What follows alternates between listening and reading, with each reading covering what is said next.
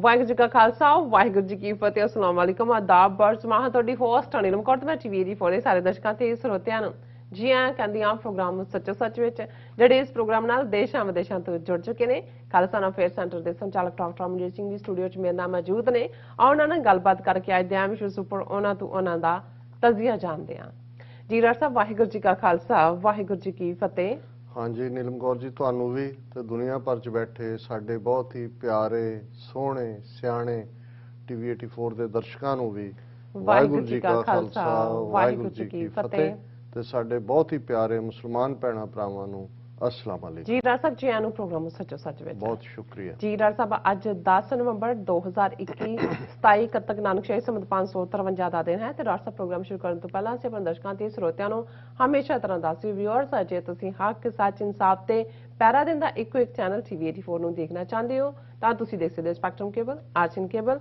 ਬੈਲਫਾਵਿਕਮ Canada roku Jadoo box ਅਸ਼ਾਵਾ Facebook TV 84 ਦੀ app ਰਾਹੀਂ online streaming and IP box ਤੇ ਤੁਸੀਂ ਟੀਵੀ 84 ਨੂੰ ਦੇਖ ਸਕਦੇ ਹੋ ਵਿਊਅਰਸ ਜੇ ਤੁਸੀਂ ਟੀਵੀ 84 ਨਾਲ ਜਾਂ ਪ੍ਰੋਗਰਾਮ ਸੱਚੋ ਸੱਚ ਨਾਲ ਫੇਸਬੁੱਕ ਰਾਹੀਂ ਜੁੜੇ ਤਾਂ ਇਸ ਨੂੰ ਵੱਧ ਲਾਈਕ ਕਰੋ ਤੇ ਸ਼ੇਅਰ ਕਰੋ ਅਤੇ ਨਾਲ ਹੀ YouTube ਤੇ ਸਬਸਕ੍ਰਾਈਬ ਵੀ ਕਰੋ ਇਹ ਵੀ ਦੱਸ ਦਿਓ ਕਿ ਤੁਸੀਂ ਟੀਵੀ 84 ਦੀ ਐਪ ਨੂੰ ਐਂਡਰੋਇਡ ਐਂਡ ਐਪ ਸਟੋਰ ਤੇ ਡਾਊਨਲੋਡ ਕਰਕੇ ਜੋ ਟੀਵੀ 84 ਦੀ ਲਾਈਵ ਸਟ੍ਰੀਮ ਆ ਉਸ ਨੂੰ ਤੁਸੀਂ 24 ਆਵਰਸ ਦੇਖ ਸਕਦੇ ਹੋ ਵਿਊਅਰਸ ਹੁਣ ਅਸੀਂ ਆਪਣੇ ਪ੍ਰੋਗਰਾਮ ਦੀ ਸ਼ੁਰੂਆਤ ਕਰਨ ਜਾ ਰਹੇ ਹਾਂ ਔਰ ਪ੍ਰੋਗਰਾਮ ਦੇ ਸ਼ੁਰੂ ਦੇ ਵਿੱਚ ਆਪਾਂ ਤੁਹਾਨੂੰ ਟੀਵੀ 84 ਲਈ ਦਸਵੰਧ ਲਈ ਬੇਨਤੀ ਕਰ ਦਈਏ ਜਿਸ ਤਰ੍ਹਾਂ ਕਿ ਆਪਾਂ 5 ਤਰੀਕ ਤੋਂ ਤੁਹਾਨੂੰ ਦੱਸਿਆ ਸੀ ਕਿ ਜਿਹੜਾ ਹੈ ਦਸਵੰਧ ਵੀਕ ਹੈ ਸ਼ੁਰੂ ਹੋ ਰਿਹਾ ਸੋ ਇਹ ਸ਼ੁਰੂ ਹੋ ਚੁੱਕਿਆ ਹੈ ਸੋ ਅੱਜ 10 ਤਰੀਕ ਹੋ ਚੁੱਕੀ ਹੈ ਔਰ ਇਹ 14 ਤਰੀਕ ਤੱਕ ਚੱਲੇਗਾ ਸੋ ਦਸਵੰਧ ਨੈਟਵਰਕ ਦੀ ਜਿਹੜੀ ਵੈਬਸਾਈਟ ਹੈ ਟੀਵੀ 84 ਨੂੰ ਜਿਹੜੀ ਉਹਨਾਂ ਨੇ ਜਿਹੜੀ ਦਿੱਤੀ ਗਈ ਹਰ ਡੋਨੇਸ਼ਨ ਜਿਹੜੀ ਉਹਨਾਂ ਵੱਲੋਂ $400 ਤੱਕ ਮੈਚ ਕੀਤੀ ਜਾਵੇਗੀ ਔਰ ਮਤਲਬ ਜੇ ਤੁਸੀਂ ਦਸਵੰਧ ਨੈਟਵਰਕ ਦੀ ਵੈਬਸਾਈਟ ਤੇ ਟੀਵੀ 84 ਨੂੰ $400 ਡੋਨੇਟ ਕਰਦੇ ਹੋ ਤਾਂ ਦਸਵੰਧ ਨੈਟਵਰਕ $400 ਮੈਚ ਕਰਕੇ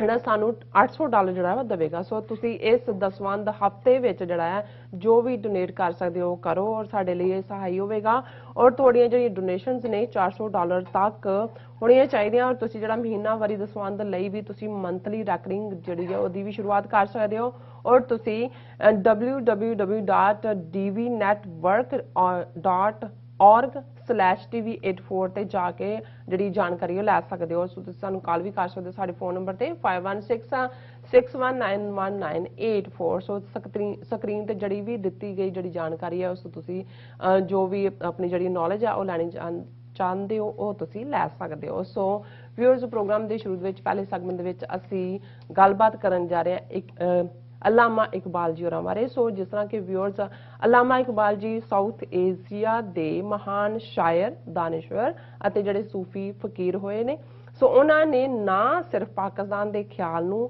लिआंदा बल्कि कायदे आजम मुहम्मद अली जिन्ना नूं भी इस दी कायमी लई मानसिक तौर ते जिहड़ा है तैयार कीता सो अलामा इकबाल सिख मुस्लिम सांझ दे जिहड़े वड्डे मुदई सन उन्हां वल्लों बांगे दरा किताब विच लिखी नानक नज़म इसका जिहड़ा प्रतੱਖ सबूत है सो बीते कल व्यूअर्स 9 नवंबर ਨੂੰ ਉਹਨਾਂ ਦਾ ਜਿਹੜਾ ਜਨਮ ਦਿਨ ਸੀ ਸੋ ਅਸੀਂ ਅਲਾਮਾ ਇਕਬਾਲ ਜੀ ਨੂੰ ਆਪਣੀ ਸ਼ਰਧਾ ਜਿਹੜੇ ਫੁੱਲ ਹੈ ਉਹ ਭੇਟ ਕਰਦੇ ਹਾਂ ਸੋ ਇੰਸ਼ਾਅੱਲਾ ਸਿੱਖ ਕੌਮ ਮੁਸਲਿਮ ਸਾਂਝਾਂ ਜਿਹੜੀਆਂ ਹੋਰ ਵੀ ਪੀੜ੍ਹੀਆਂ ਹੋਣ ਹੋਰ ਵੀ ਪ੍ਰਫੁੱਲਤ ਹੋਣ ਸੋ ਇਸ ਬਾਰੇ ਆਪਾਂ ਗੱਲਬਾਤ ਕਰਨ ਜਾ ਰਹੇ ਹਾਂ ਸੋ ਅਸੀਂ ਚਾਹਾਂਗੇ ਕਿ ਤੁਸੀਂ ਸਾਡੇ ਨਾਲ ਇਸੇ ਤਰ੍ਹਾਂ ਬਣੇ ਰਹਿਣਾ ਦੇਖਣ ਸੁਣ ਲਈ ਤੁਹਾਡਾ ਸਭ ਦਾ ਬਹੁਤ ਬਹੁਤ ਸ਼ੁਕਰੀਆ जी डॉक्टर साहब की विचार ने सब तो पहला जिवें तुसीं दसवंध जिहड़ा 14 नवंबर तक उन्हां दी ऑफर है और असीं कल भी वेरवे नाल गल कीती सी वैसे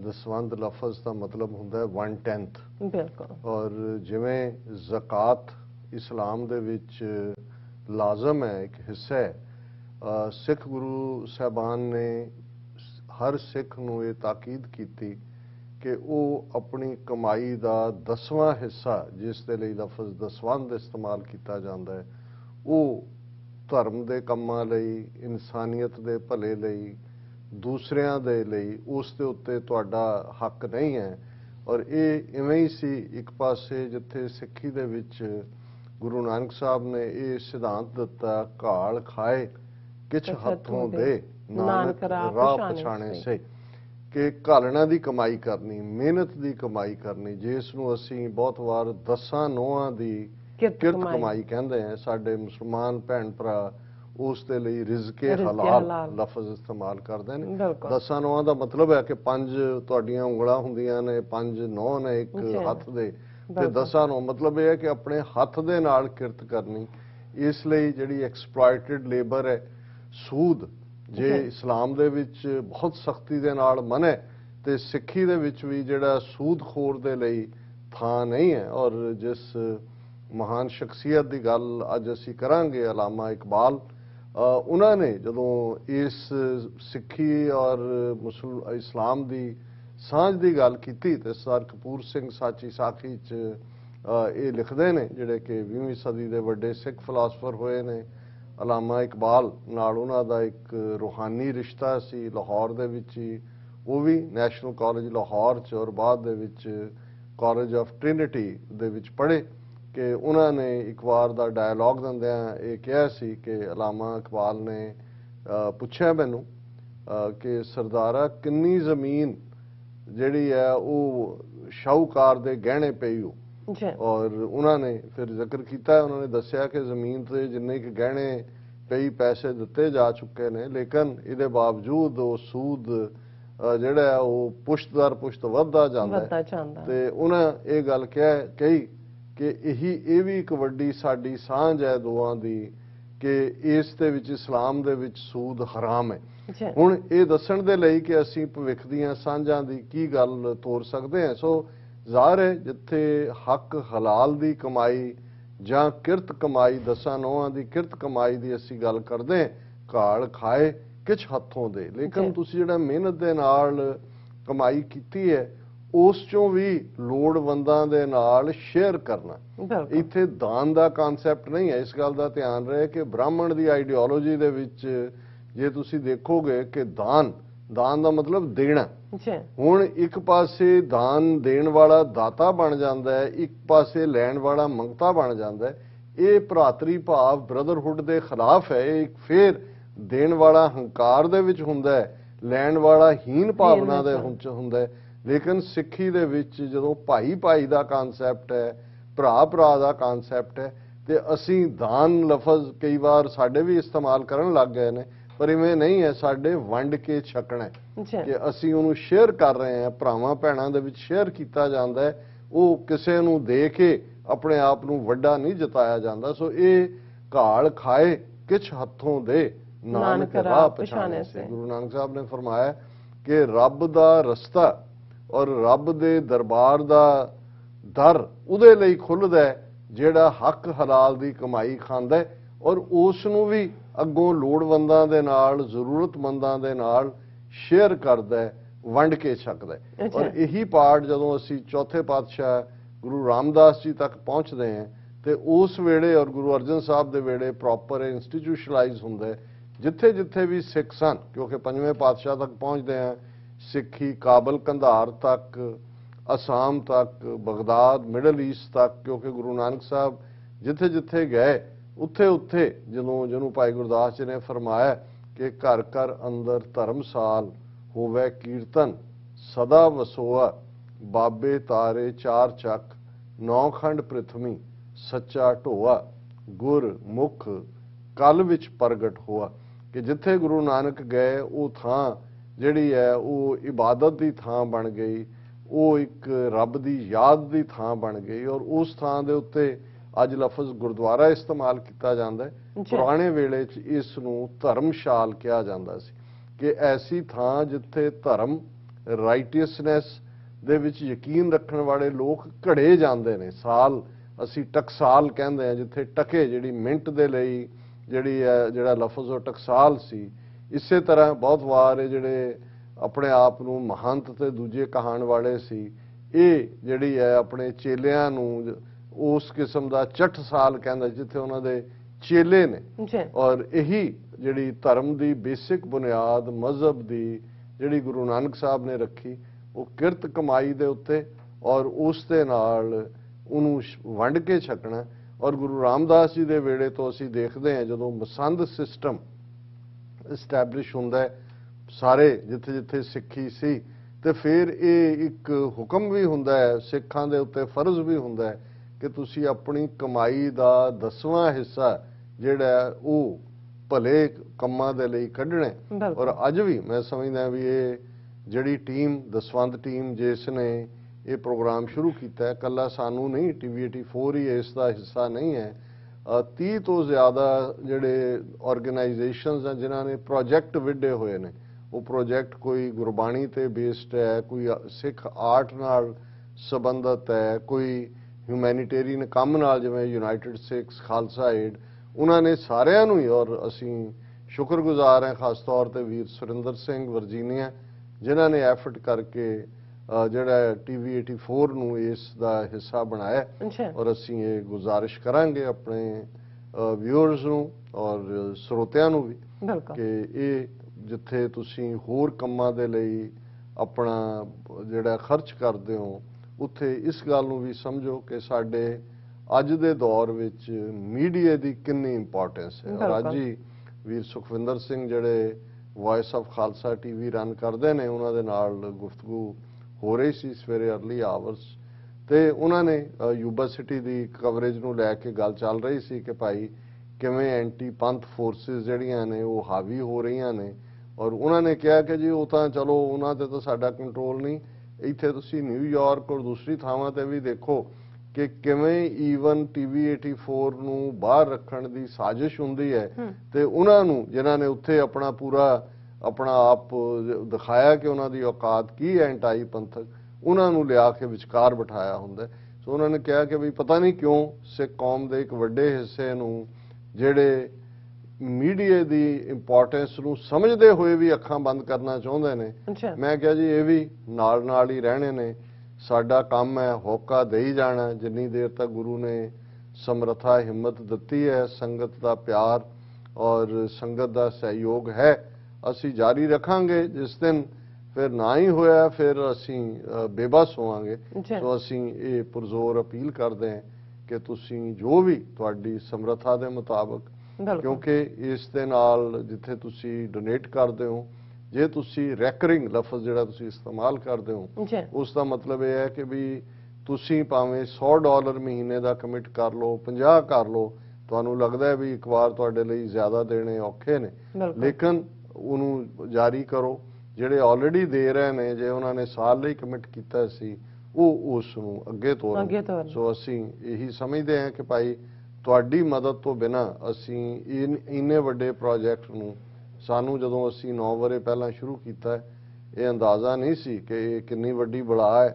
ਪਰ ਹੁਣ ਜੇ ਬਲਾ ਆਈ ਪਈ ਹੈ ਤੇ ਹੁਣ ਬਲਾ ਦੇ ਸਾਹਮਣੇ ਅਸੀਂ ਹਥਿਆਰ ਵੀ ਸੁੱਟਣੇ ਨਹੀਂ ਨੇ, ਅਸੀਂ ਲੜ ਰਹੇ ਹਾਂ, ਲੜਾਂਗੇ। ਔਰ ਸਾਨੂੰ ਇਸ ਗੱਲ ਦੀ ਖੁਸ਼ੀ ਔਰ ਮਾਣ ਹੈ ਆਪਣੀ ਕੌਮ ਦੇ ਉੱਤੇ ਕਿ ਉਹਨਾਂ ਨੇ ਸਾਨੂੰ ਇਹਨਾਂ 9 ਵਰਿਆਂ ਵਿੱਚ ਨਿਰਾਸ਼ ਨਹੀਂ ਕੀਤਾ। ਔਰ ਅਸੀਂ ਇਹ ਸਾਰਾ ਹੀ ਨਵੰਬਰ ਦਸੰਬਰ ਹੁਣ ਇਹ ਦੇ ਅੱਲਾਹ ਕੇ ਨਾਮ ਵਾਲੇ ਮਹੀਨੇ ਹੁੰਦੇ ਨੇ, ਕਿਉਂਕਿ ਜਿਨ੍ਹਾਂ ਨੇ ਟੈਕਸ ਰਿਟਰਨਸ ਵੀ ਫਾਈਲ ਕਰਨੀਆਂ ਹੁੰਦੀਆਂ, ਉਹਨਾਂ ਵੀ ਅਮਰੀਕਨ ਸੁਸਾਇਟੀ ਇਸ ਗੱਲ ਨੂੰ ਐਨਕਰੇਜ ਕਰਦੀ ਹੈ। ਇਸ ਲਈ ਉਹਨਾਂ ਨੇ ਜਿਹੜੇ ਟੈਕਸ ਐਗਜ਼ੈਂਪਟ ਬਾਡੀਜ਼ ਨੂੰ ਦਿੰਦੇ ਨੇ ਉਹ ਕਲੇਮ ਕਰ ਸਕਦੇ ਨੇ ਆਪਣੀ ਟੈਕਸ ਸਟੇਟਮੈਂਟ ਤੇ। ਔਰ ਅਸੀਂ ਇਹ ਵੀ ਦੱਸ ਦਈਏ ਕਿ TV 84 ਜਿਹੜੀ ਕਿ ਗਲੋਬਲ ਸਿੱਖ ਮੀਡੀਆ ਦਾ ਹਿੱਸਾ ਹੈ, ਟੈਕਸ ਐਗਜ਼ੈਂਪਟ ਬਾਡੀ ਹੈ। ਤੁਸੀਂ ਜੇ ਜ਼ਿਆਦਾ ਵੱਡਾ ਅਮਾਉਂਟ ਵੀ ਡੋਨੇਟ ਕਰਦੇ ਹੋ, ਉਹਨੂੰ ਤੁਸੀਂ ਆਪਣੀ ਟੈਕਸ ਰਿਟਰਨ 'ਚ ਜਿਹੜਾ ਹੈ ਉਹ ਫਾਈਲ ਕਰ ਸਕਦੇ ਹੋ। ਹੁਣ ਗੱਲ, ਹਾਲਾਂਕਿ ਕੱਲ ਦਾ ਦਿਨ 9 ਨਵੰਬਰ ਦਾ ਦਿਨ ਅਲਾਮਾ ਇਕਬਾਲ ਉਹਨਾਂ ਦਾ ਮੁਬਾਰਕ ਜਨਮ ਦਿਨ ਸੀ। ਔਰ ਮੈਂ ਜਦੋਂ ਸਟੋਰੀਜ਼ ਫਾਈਨਲੀ ਜ਼ੀਰੋ ਡਾਊਨ ਕਰ ਰਿਹਾ ਸੀ, ਬੇਸ਼ੱਕ ਬਹੁਤ ਸਾਰੀਆਂ ਸਟੋਰੀਜ਼ ਅਸੀਂ 4-5 ਦਿਨ ਬਾਅਦ ਪਹਿਲਾ ਪ੍ਰੋਗਰਾਮ ਕੀਤਾ, ਤੇ ਮੈਨੂੰ ਹਾਲਾਂ ਕੱਲ ਮੈਂ ਇਮਾਨਦਾਰੀ ਨਾਲ ਇਹ ਐਡਮਿਟ ਕਰਨਾ ਚਾਹੁੰਦਾ ਕਿ ਇੱਕ ਤਾਂ ਸ਼ਾਇਦ ਇੰਨੇ ਕੁ ਰੁਝੇਵੇਂ ਰਹੇ। ਮੈਨੂੰ 9 ਨਵੰਬਰ ਦਾ ਦਿਨ ਇਸ ਹਵਾਲੇ ਨਾਲ ਤਾਂ ਯਾਦ ਸੀ ਕਿ ਕਰਤਾਰਪੁਰ ਸਾਹਿਬ ਕੋਰੀਡੋਰ ਜਿਹੜਾ 2019 ਚ ਖੋਲ੍ਹਿਆ ਗਿਆ, ਪਰ ਮੈਂ ਮਿਸ ਕੀਤਾ ਕਿ ਉਹ ਦਿਨ ਵੀ ਇਸ ਲਈ ਖਾਸ ਅਹਿਮੀਅਤ ਵਾਲਾ ਬਣ ਗਿਆ ਸੀ।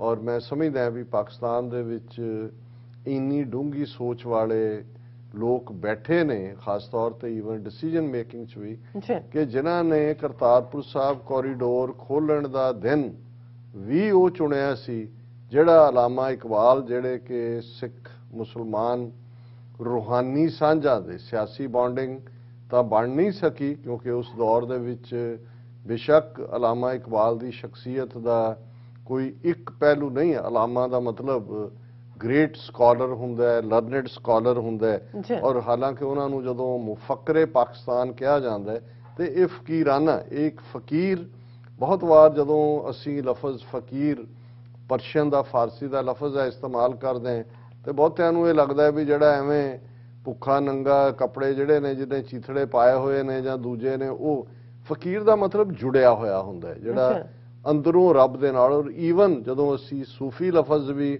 ਇਸਤੇਮਾਲ ਕਰਦੇ, ਉਹ ਲੋਕ ਜਿਨ੍ਹਾਂ ਦਾ ਰੱਬ ਨਾਲ ਰਿਸ਼ਤਾ ਮੁਹੱਬਤ ਰਾਹੀਂ ਐਸਟੈਬਲਿਸ਼ ਹੁੰਦਾ ਹੈ। ਬੇਸ਼ੱਕ ਉਹਨਾਂ ਦੀ ਬਾਹਰਲੀ ਜਿਹੜੀ ਦਿੱਖ ਹੈ ਜਾਂ ਬਾਹਰਲਾ ਲਾਈਫ ਸਟਾਈਲ ਹੈ, ਉਹ ਕਿਸੇ ਨੂੰ ਲੱਗੇਗਾ ਕਿ ਕੋਟ ਪੈਂਟ ਟਾਈ ਵਾਲਾ ਫਕੀਰ ਕਿਵੇਂ ਹੋ ਸਕਦਾ ਹੈ, ਜਾਂ ਇੱਕ ਇੰਨਾ ਜ਼ਬਰਦਸਤ ਵਕੀਲ ਔਰ PhD ਫਿਲਾਸਫੀ ਪ੍ਰੋਫੈਸਰ ਫਕੀਰ। ਲੇਕਿਨ ਇਹ ਫਕੀਰੀ, ਇਹ ਰੱਬ ਦੀ ਬਖਸ਼ਿਸ਼ ਹੁੰਦੀ ਹੈ, ਔਰ ਇਹ ਹੀ ਅਲਟੀਮੇਟਲੀ ਤੁਹਾਡੀ ਸਟਰੈਂਥ ਹੁੰਦੀ ਹੈ। ਤੁਸੀਂ ਪਿਆਰ ਦਾ ਨਗਮਾ ਗਾਉਂਦੇ ਹੋ, ਮੁਹੱਬਤ ਦਾ ਮੈਸੇਜ ਦਿੰਦੇ ਹੋ, ਪਰ ਤੁਸੀਂ ਜੋ ਆਲੇ ਦੁਆਲੇ ਚੱਲ ਰਿਹਾ ਹੁੰਦਾ, ਜਦੋਂ ਅਸੀਂ ਅਲਾਮਾ ਇਕਬਾਲ ਨੂੰ ਇੱਕ ਦਰਵੇਸ਼ ਦੇ ਤੌਰ ਤੇ ਦੇਖਦੇ ਹਾਂ, ਇੱਕਦਮ ਜਾ ਕੇ ਮੌਲਾਨਾ ਰੂਮੀ, ਜਿਹੜੇ ਈਰਾਨ ਦੇ ਇੱਕ ਵੱਡੇ ਸੂਫੀ ਫਕੀਰ ਨੇ, ਜਿਨ੍ਹਾਂ ਦਾ ਕਾਫੀ ਅਸਰ ਹੈ ਅਲਾਮਾ ਇਕਬਾਲ ਦੀ ਪੋਇਟਰੀ ਦੇ ਉੱਤੇ ਵੀ, ਉਹਨਾਂ ਦੀ ਜ਼ਿੰਦਗੀ ਦੇ ਉੱਤੇ ਵੀ, ਪਰ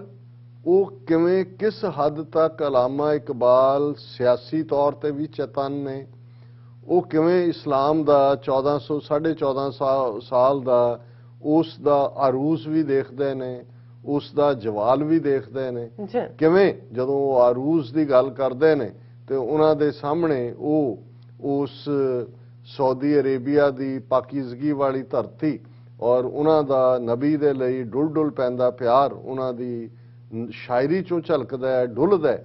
ਔਰ ਲੇਕਿਨ ਨਾਲ ਦੀ ਨਾਲ ਉਹਨਾਂ ਨੂੰ ਜਿਸ 20ਵੀਂ ਸਦੀ ਚੋਂ ਗੁਜ਼ਰ ਰਹੇ ਨੇ, ਜਿਹੜੀ ਜ਼ਾਹਰ ਹੈ ਕਿ ਇਸਲਾਮ ਦਾ ਜਵਾਲ, ਜਦੋਂ ਅਸੀਂ ਅੱਜ ਦੇ ਹਵਾਲੇ ਨਾਲ ਵੀ ਗੱਲ ਕਰਦੇ ਹਾਂ, ਔਰ ਕਈ ਵਾਰ ਅਸੀਂ 57 ਤੋਂ ਜ਼ਿਆਦਾ ਇਸਲਾਮਿਕ ਮੁਲਕ ਕਿਵੇਂ ਉਹ ਇੱਕ ਦੂਜੇ ਦੇ ਨਾਲ ਵੀ ਇਤਫਾਕੇ ਰਾਏ ਨਹੀਂ ਰੱਖਦੇ, ਕਿਵੇਂ ਉਹਨਾਂ ਦੀ ਟੁਗੈਦਰਨੈਸ ਜਿਹੜੀ ਹੈ ਉਹ ਕਿਤੇ ਤੁਹਾਨੂੰ ਨਜ਼ਰ ਨਹੀਂ ਆਉਂਦੀ, ਕਿਵੇਂ ਪੱਛਮੀ ਤਾਕਤਾਂ ਦੇ ਇਸ਼ਾਰਿਆਂ ਤੇ ਉਹ ਨੱਚਦੇ ਨੇ। ਔਰ ਇਹ ਗੱਲ ਅਲਾਮਾ ਇਕਬਾਲ ਨੇ, ਜਦੋਂ ਤੁਸੀਂ ਉਹਨਾਂ ਦੀ ਇੱਕ ਇੱਕ ਨਜ਼ਮ ਦੇਖਦੇ ਹੋ, ਉਹ ਉਸ ਡਿਵੀਜ਼ਨ ਨੂੰ ਕਿ ਬਈ ਤੁਸੀਂ ਤੁਰਕ ਵੀ ਹੋ, ਤੁਸੀਂ ਪਠਾਨ ਵੀ ਹੋ, ਤੁਸੀਂ ਇਹ ਵੀ ਹੋ, ਪਰ ਇਹ ਤਾਂ ਦੱਸੋ ਕਿ ਕੀ ਤੁਸੀਂ ਮੁਸਲਮਾਨ ਵੀ ਹੋ। ਸੋ ਉਹਨਾਂ ਨੂੰ ਵੀ ਇਹ ਨਜ਼ਰ ਆਉਂਦਾ ਹੈ ਕਿ ਬਈ ਜਿਹੜੀ ਇਹ ਸਟਰੈਂਥ ਸੀ ਇਸਲਾਮ ਦੀ, ਔਰ ਜਿਹੜੀ ਮੁਹੱਬਤ ਔਰ ਪਿਆਰ ਦਾ ਸੁਨੇਹਾ ਦੇਣ ਦੀ ਗੱਲ ਸੀ, ਜਿਹਦੇ 'ਚ ਕੋਈ ਊਚ ਨੀਚ ਨਹੀਂ ਸੀ, ਕੋਈ ਕਲਾਸ ਨਹੀਂ ਸੀ। ਜਦੋਂ ਉਹਨਾਂ ਨੇ ਕਿਹਾ ਕਿ ਇੱਕ ਹੀ ਸਫ ਮੇਂ ਖੜੇ ਹੋ ਗਏ ਸਭ ਮਹਿਮੂਦੋ ਇਆਜ਼, ਫਿਰ ਨਾ ਕੋਈ ਬੰਦਾ ਰਹਾ ਨਾ ਬੰਦਾ ਨਿਵਾਜ਼। ਹੁਣ ਇਹ ਇੱਕ ਬਰਾਬਰੀ ਦੀ ਗੱਲ ਕਿ ਬਾਦਸ਼ਾਹ ਔਰ ਉਸ ਦਾ ਗੁਲਾਮ ਉਹ ਕਿਵੇਂ ਇੱਕੋ ਹੀ ਸਫ ਦੇ ਵਿੱਚ ਖਲੋ ਕੇ ਉਹ ਜਿਹੜੇ ਨੇ ਉਹ ਨਮਾਜ਼ ਪੜ੍ਹ ਰਹੇ ਨੇ, ਇਹ ਬਰਾਬਰੀ ਦੀ ਗੱਲ। ਔਰ ਫਿਰ ਜਦੋਂ ਉਹ ਸਪੇਨ, ਜਿੱਥੇ ਆਲਮੋਸਟ 700-800 ਸਾਲ ਮੁਸਲਮਾਨਾਂ ਨੇ ਹਕੂਮਤ ਕੀਤੀ, 1492 ਤੱਕ ਪਹੁੰਚਦੇ ਆ, ਜਿਸ ਨੂੰ ਇਨਕੁਇਜ਼ੀਸ਼ਨ ਕਿਹਾ ਜਾਂਦਾ ਹੈ, ਕਿ ਕਿਵੇਂ ਸਪੇਨ ਦੇ ਵਿੱਚ ਫਿਰ ਵਾਪਸ ਜਿਹੜੀ ਕ੍ਰਿਸਚੀਅਨਿਟੀ ਆਂਦੀ ਹੈ, ਔਰ ਕਿੰਨੇ ਜ਼ੁਲਮ ਦੇ ਨਾਲ, ਜਿੱਥੇ ਇੰਨੇ 100 ਸਾਲ ਹਕੂਮਤ ਸੀ, ਕਿਵੇਂ ਮੁਸਲਮਾਨਾਂ ਦਾ, ਯਹੂਦੀਆਂ ਦਾ ਵੀ ਐਨ ਬਲਾਕ ਕਤਲੇਆਮ ਕੀਤਾ ਜਾਂਦਾ ਹੈ, ਕਿਵੇਂ ਉਹਨਾਂ ਨੂੰ ਚੁੱਕ ਕੇ ਕਿਸੇ ਹੋਰ ਥਾਂ ਤੇ ਜਾ ਕੇ ਡੰਪ ਕੀਤਾ ਜਾਂਦਾ ਹੈ, ਬਾਕੀਆਂ ਨੂੰ ਕਨਵਰਟ ਕਰ ਦਿੱਤਾ ਜਾਂਦਾ ਹੈ। ਔਰ ਉਹ ਜਿਹੜਾ ਸਾਰਾ ਉਹ ਜਵਾਲ ਦੀ ਨਹੀਂ, ਉਹ ਜਿਹੜਾ ਬਿਲਕੁਲ ਇੱਕ ਐਨਾਹੀਲੇਸ਼ਨ ਹੈ। ਅਲਾਮਾ ਇਕਬਾਲ ਨੂੰ ਉਹ ਜਦੋਂ ਉਸ ਧਰਤੀ ਤੇ ਖਲੋ ਕੇ ਉਹ ਗ੍ਰੈਨਾਡਾ ਉਹ ਸਾਰੇ ਦੀ ਗੱਲ ਕਰਦੇ ਨੇ, ਤੇ ਤੁਸੀਂ ਉਸ ਪੇਨ ਨੂੰ ਮਹਿਸੂਸ ਕਰ ਸਕਦੇ ਹੋ। ਔਰ ਇਹ ਵੀ ਇੱਕ ਦੇਖਣ ਵਾਲੀ ਗੱਲ ਹੈ ਕਿ ਇਸ ਹੱਦ ਤੱਕ ਫਕੀਰੀ ਦੇ ਉਸ ਆਲਮ ਨੂੰ, ਉੱਚੇ ਰੁਤਬੇ ਨੂੰ ਪਹੁੰਚਿਆ ਅਲਾਮਾ ਇਕਬਾਲ।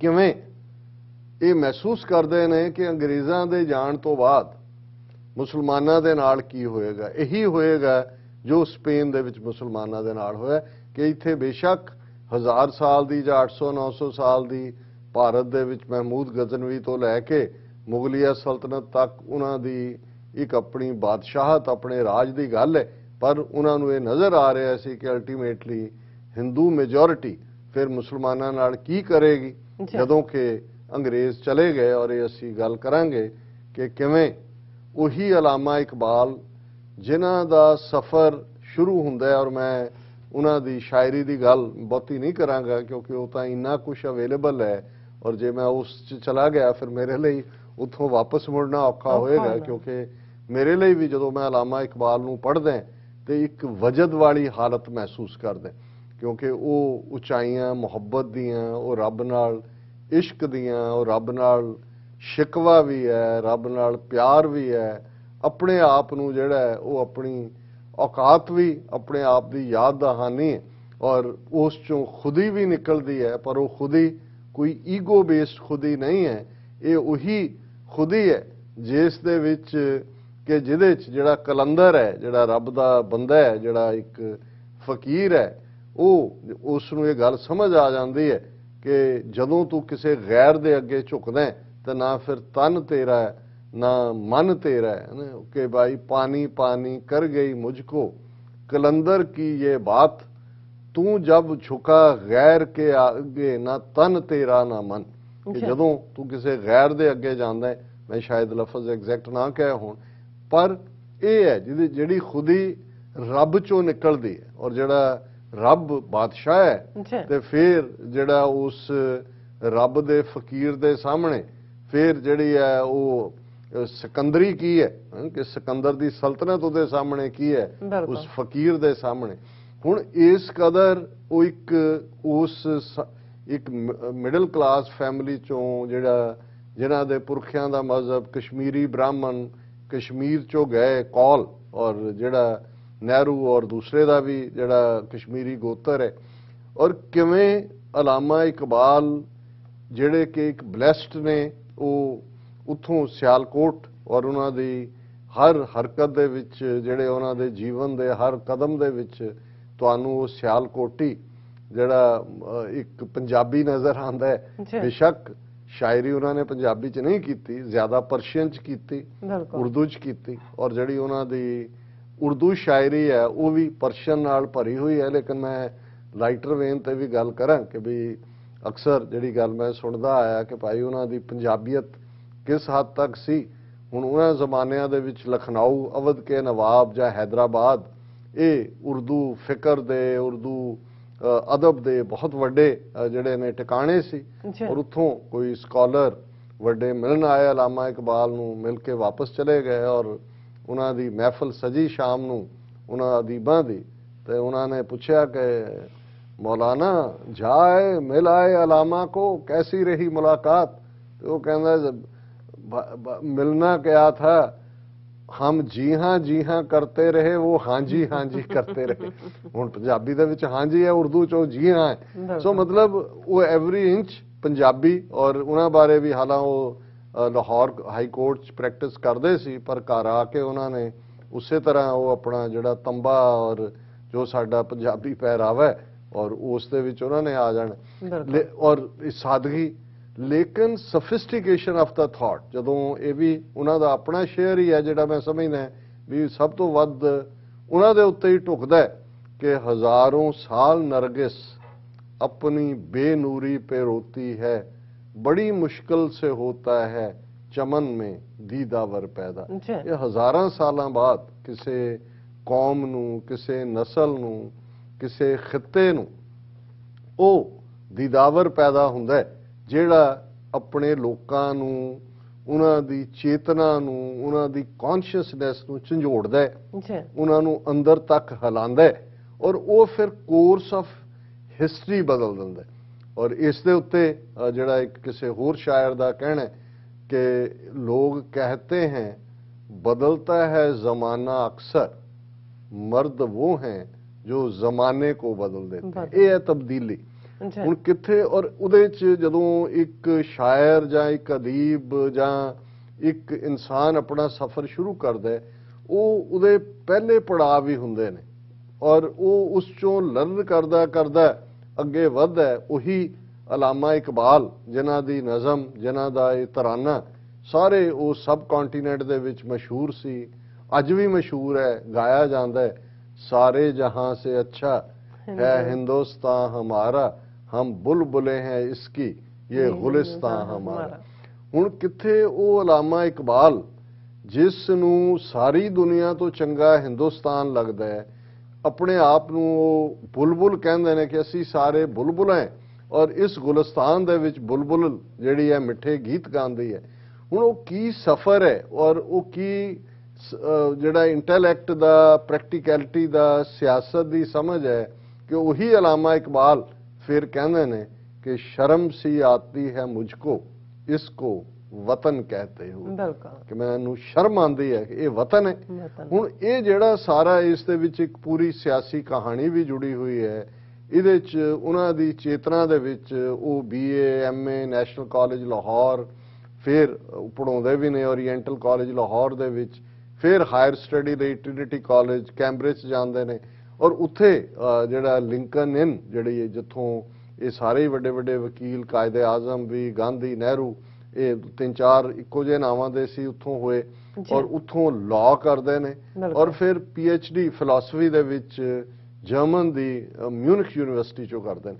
ਹੁਣ ਯੂਰਪ ਚੋਂ ਪਲਟੇ ਜਦੋਂ ਕਿ ਇੱਕ ਸਟੇਜ ਤੇ ਉਹਨਾਂ ਦੇ ਉੱਤੇ ਯੂਰਪ ਦਾ ਰੰਗ ਵੀ ਚੜ੍ਹਦਾ ਕਿਉਂਕਿ ਇਹ ਇੱਕ ਸਫ਼ਰ ਹੈ ਜਿਹਦੇ ਤੇ ਕਿ ਤੁਸੀਂ ਅੱਗੇ ਤੁਰੇ ਜਾਂਦੇ ਹੋ ਔਰ ਫਿਰ ਤੁਹਾਨੂੰ ਸਮਝ ਆਉਂਦੀ ਹੈ, ਤੁਸੀਂ ਆਪਣੀਆਂ ਜੜ੍ਹਾਂ ਵੱਲ ਪਰਤਦੇ ਹੋ। ਫਕੀਰੀ ਤਾਂ ਨਾਲ ਹੀ ਹੁੰਦੀ ਹੈ, ਪਈ ਹੋਈ ਹੁੰਦੀ ਹੈ, ਉਸ ਦੇ ਵਿੱਚ ਇੱਕ ਜਿਹੜਾ ਬਹਾ ਬਣਦਾ ਚੱਲਦਾ ਜਾਂਦਾ ਹੈ ਔਰ ਫਿਰ ਉਹ ਵਕਤ ਵੀ ਆਇਆ ਕਿ ਉਹ ਅਲਾਮਾ ਇਕਬਾਲ ਪਾਕਿਸਤਾਨ ਦੇ ਥਾਟ ਦੇ ਬਾਨੀ ਬਣ ਜਾਂਦੇ ਨੇ ਔਰ ਬਾਨੀ ਜਦੋਂ ਅੱਜ ਵੀ ਉਹ ਪਾਕਿਸਤਾਨ ਦੇ ਨੈਸ਼ਨਲ ਸ਼ਾਇਰ ਵੀ ਨੇ।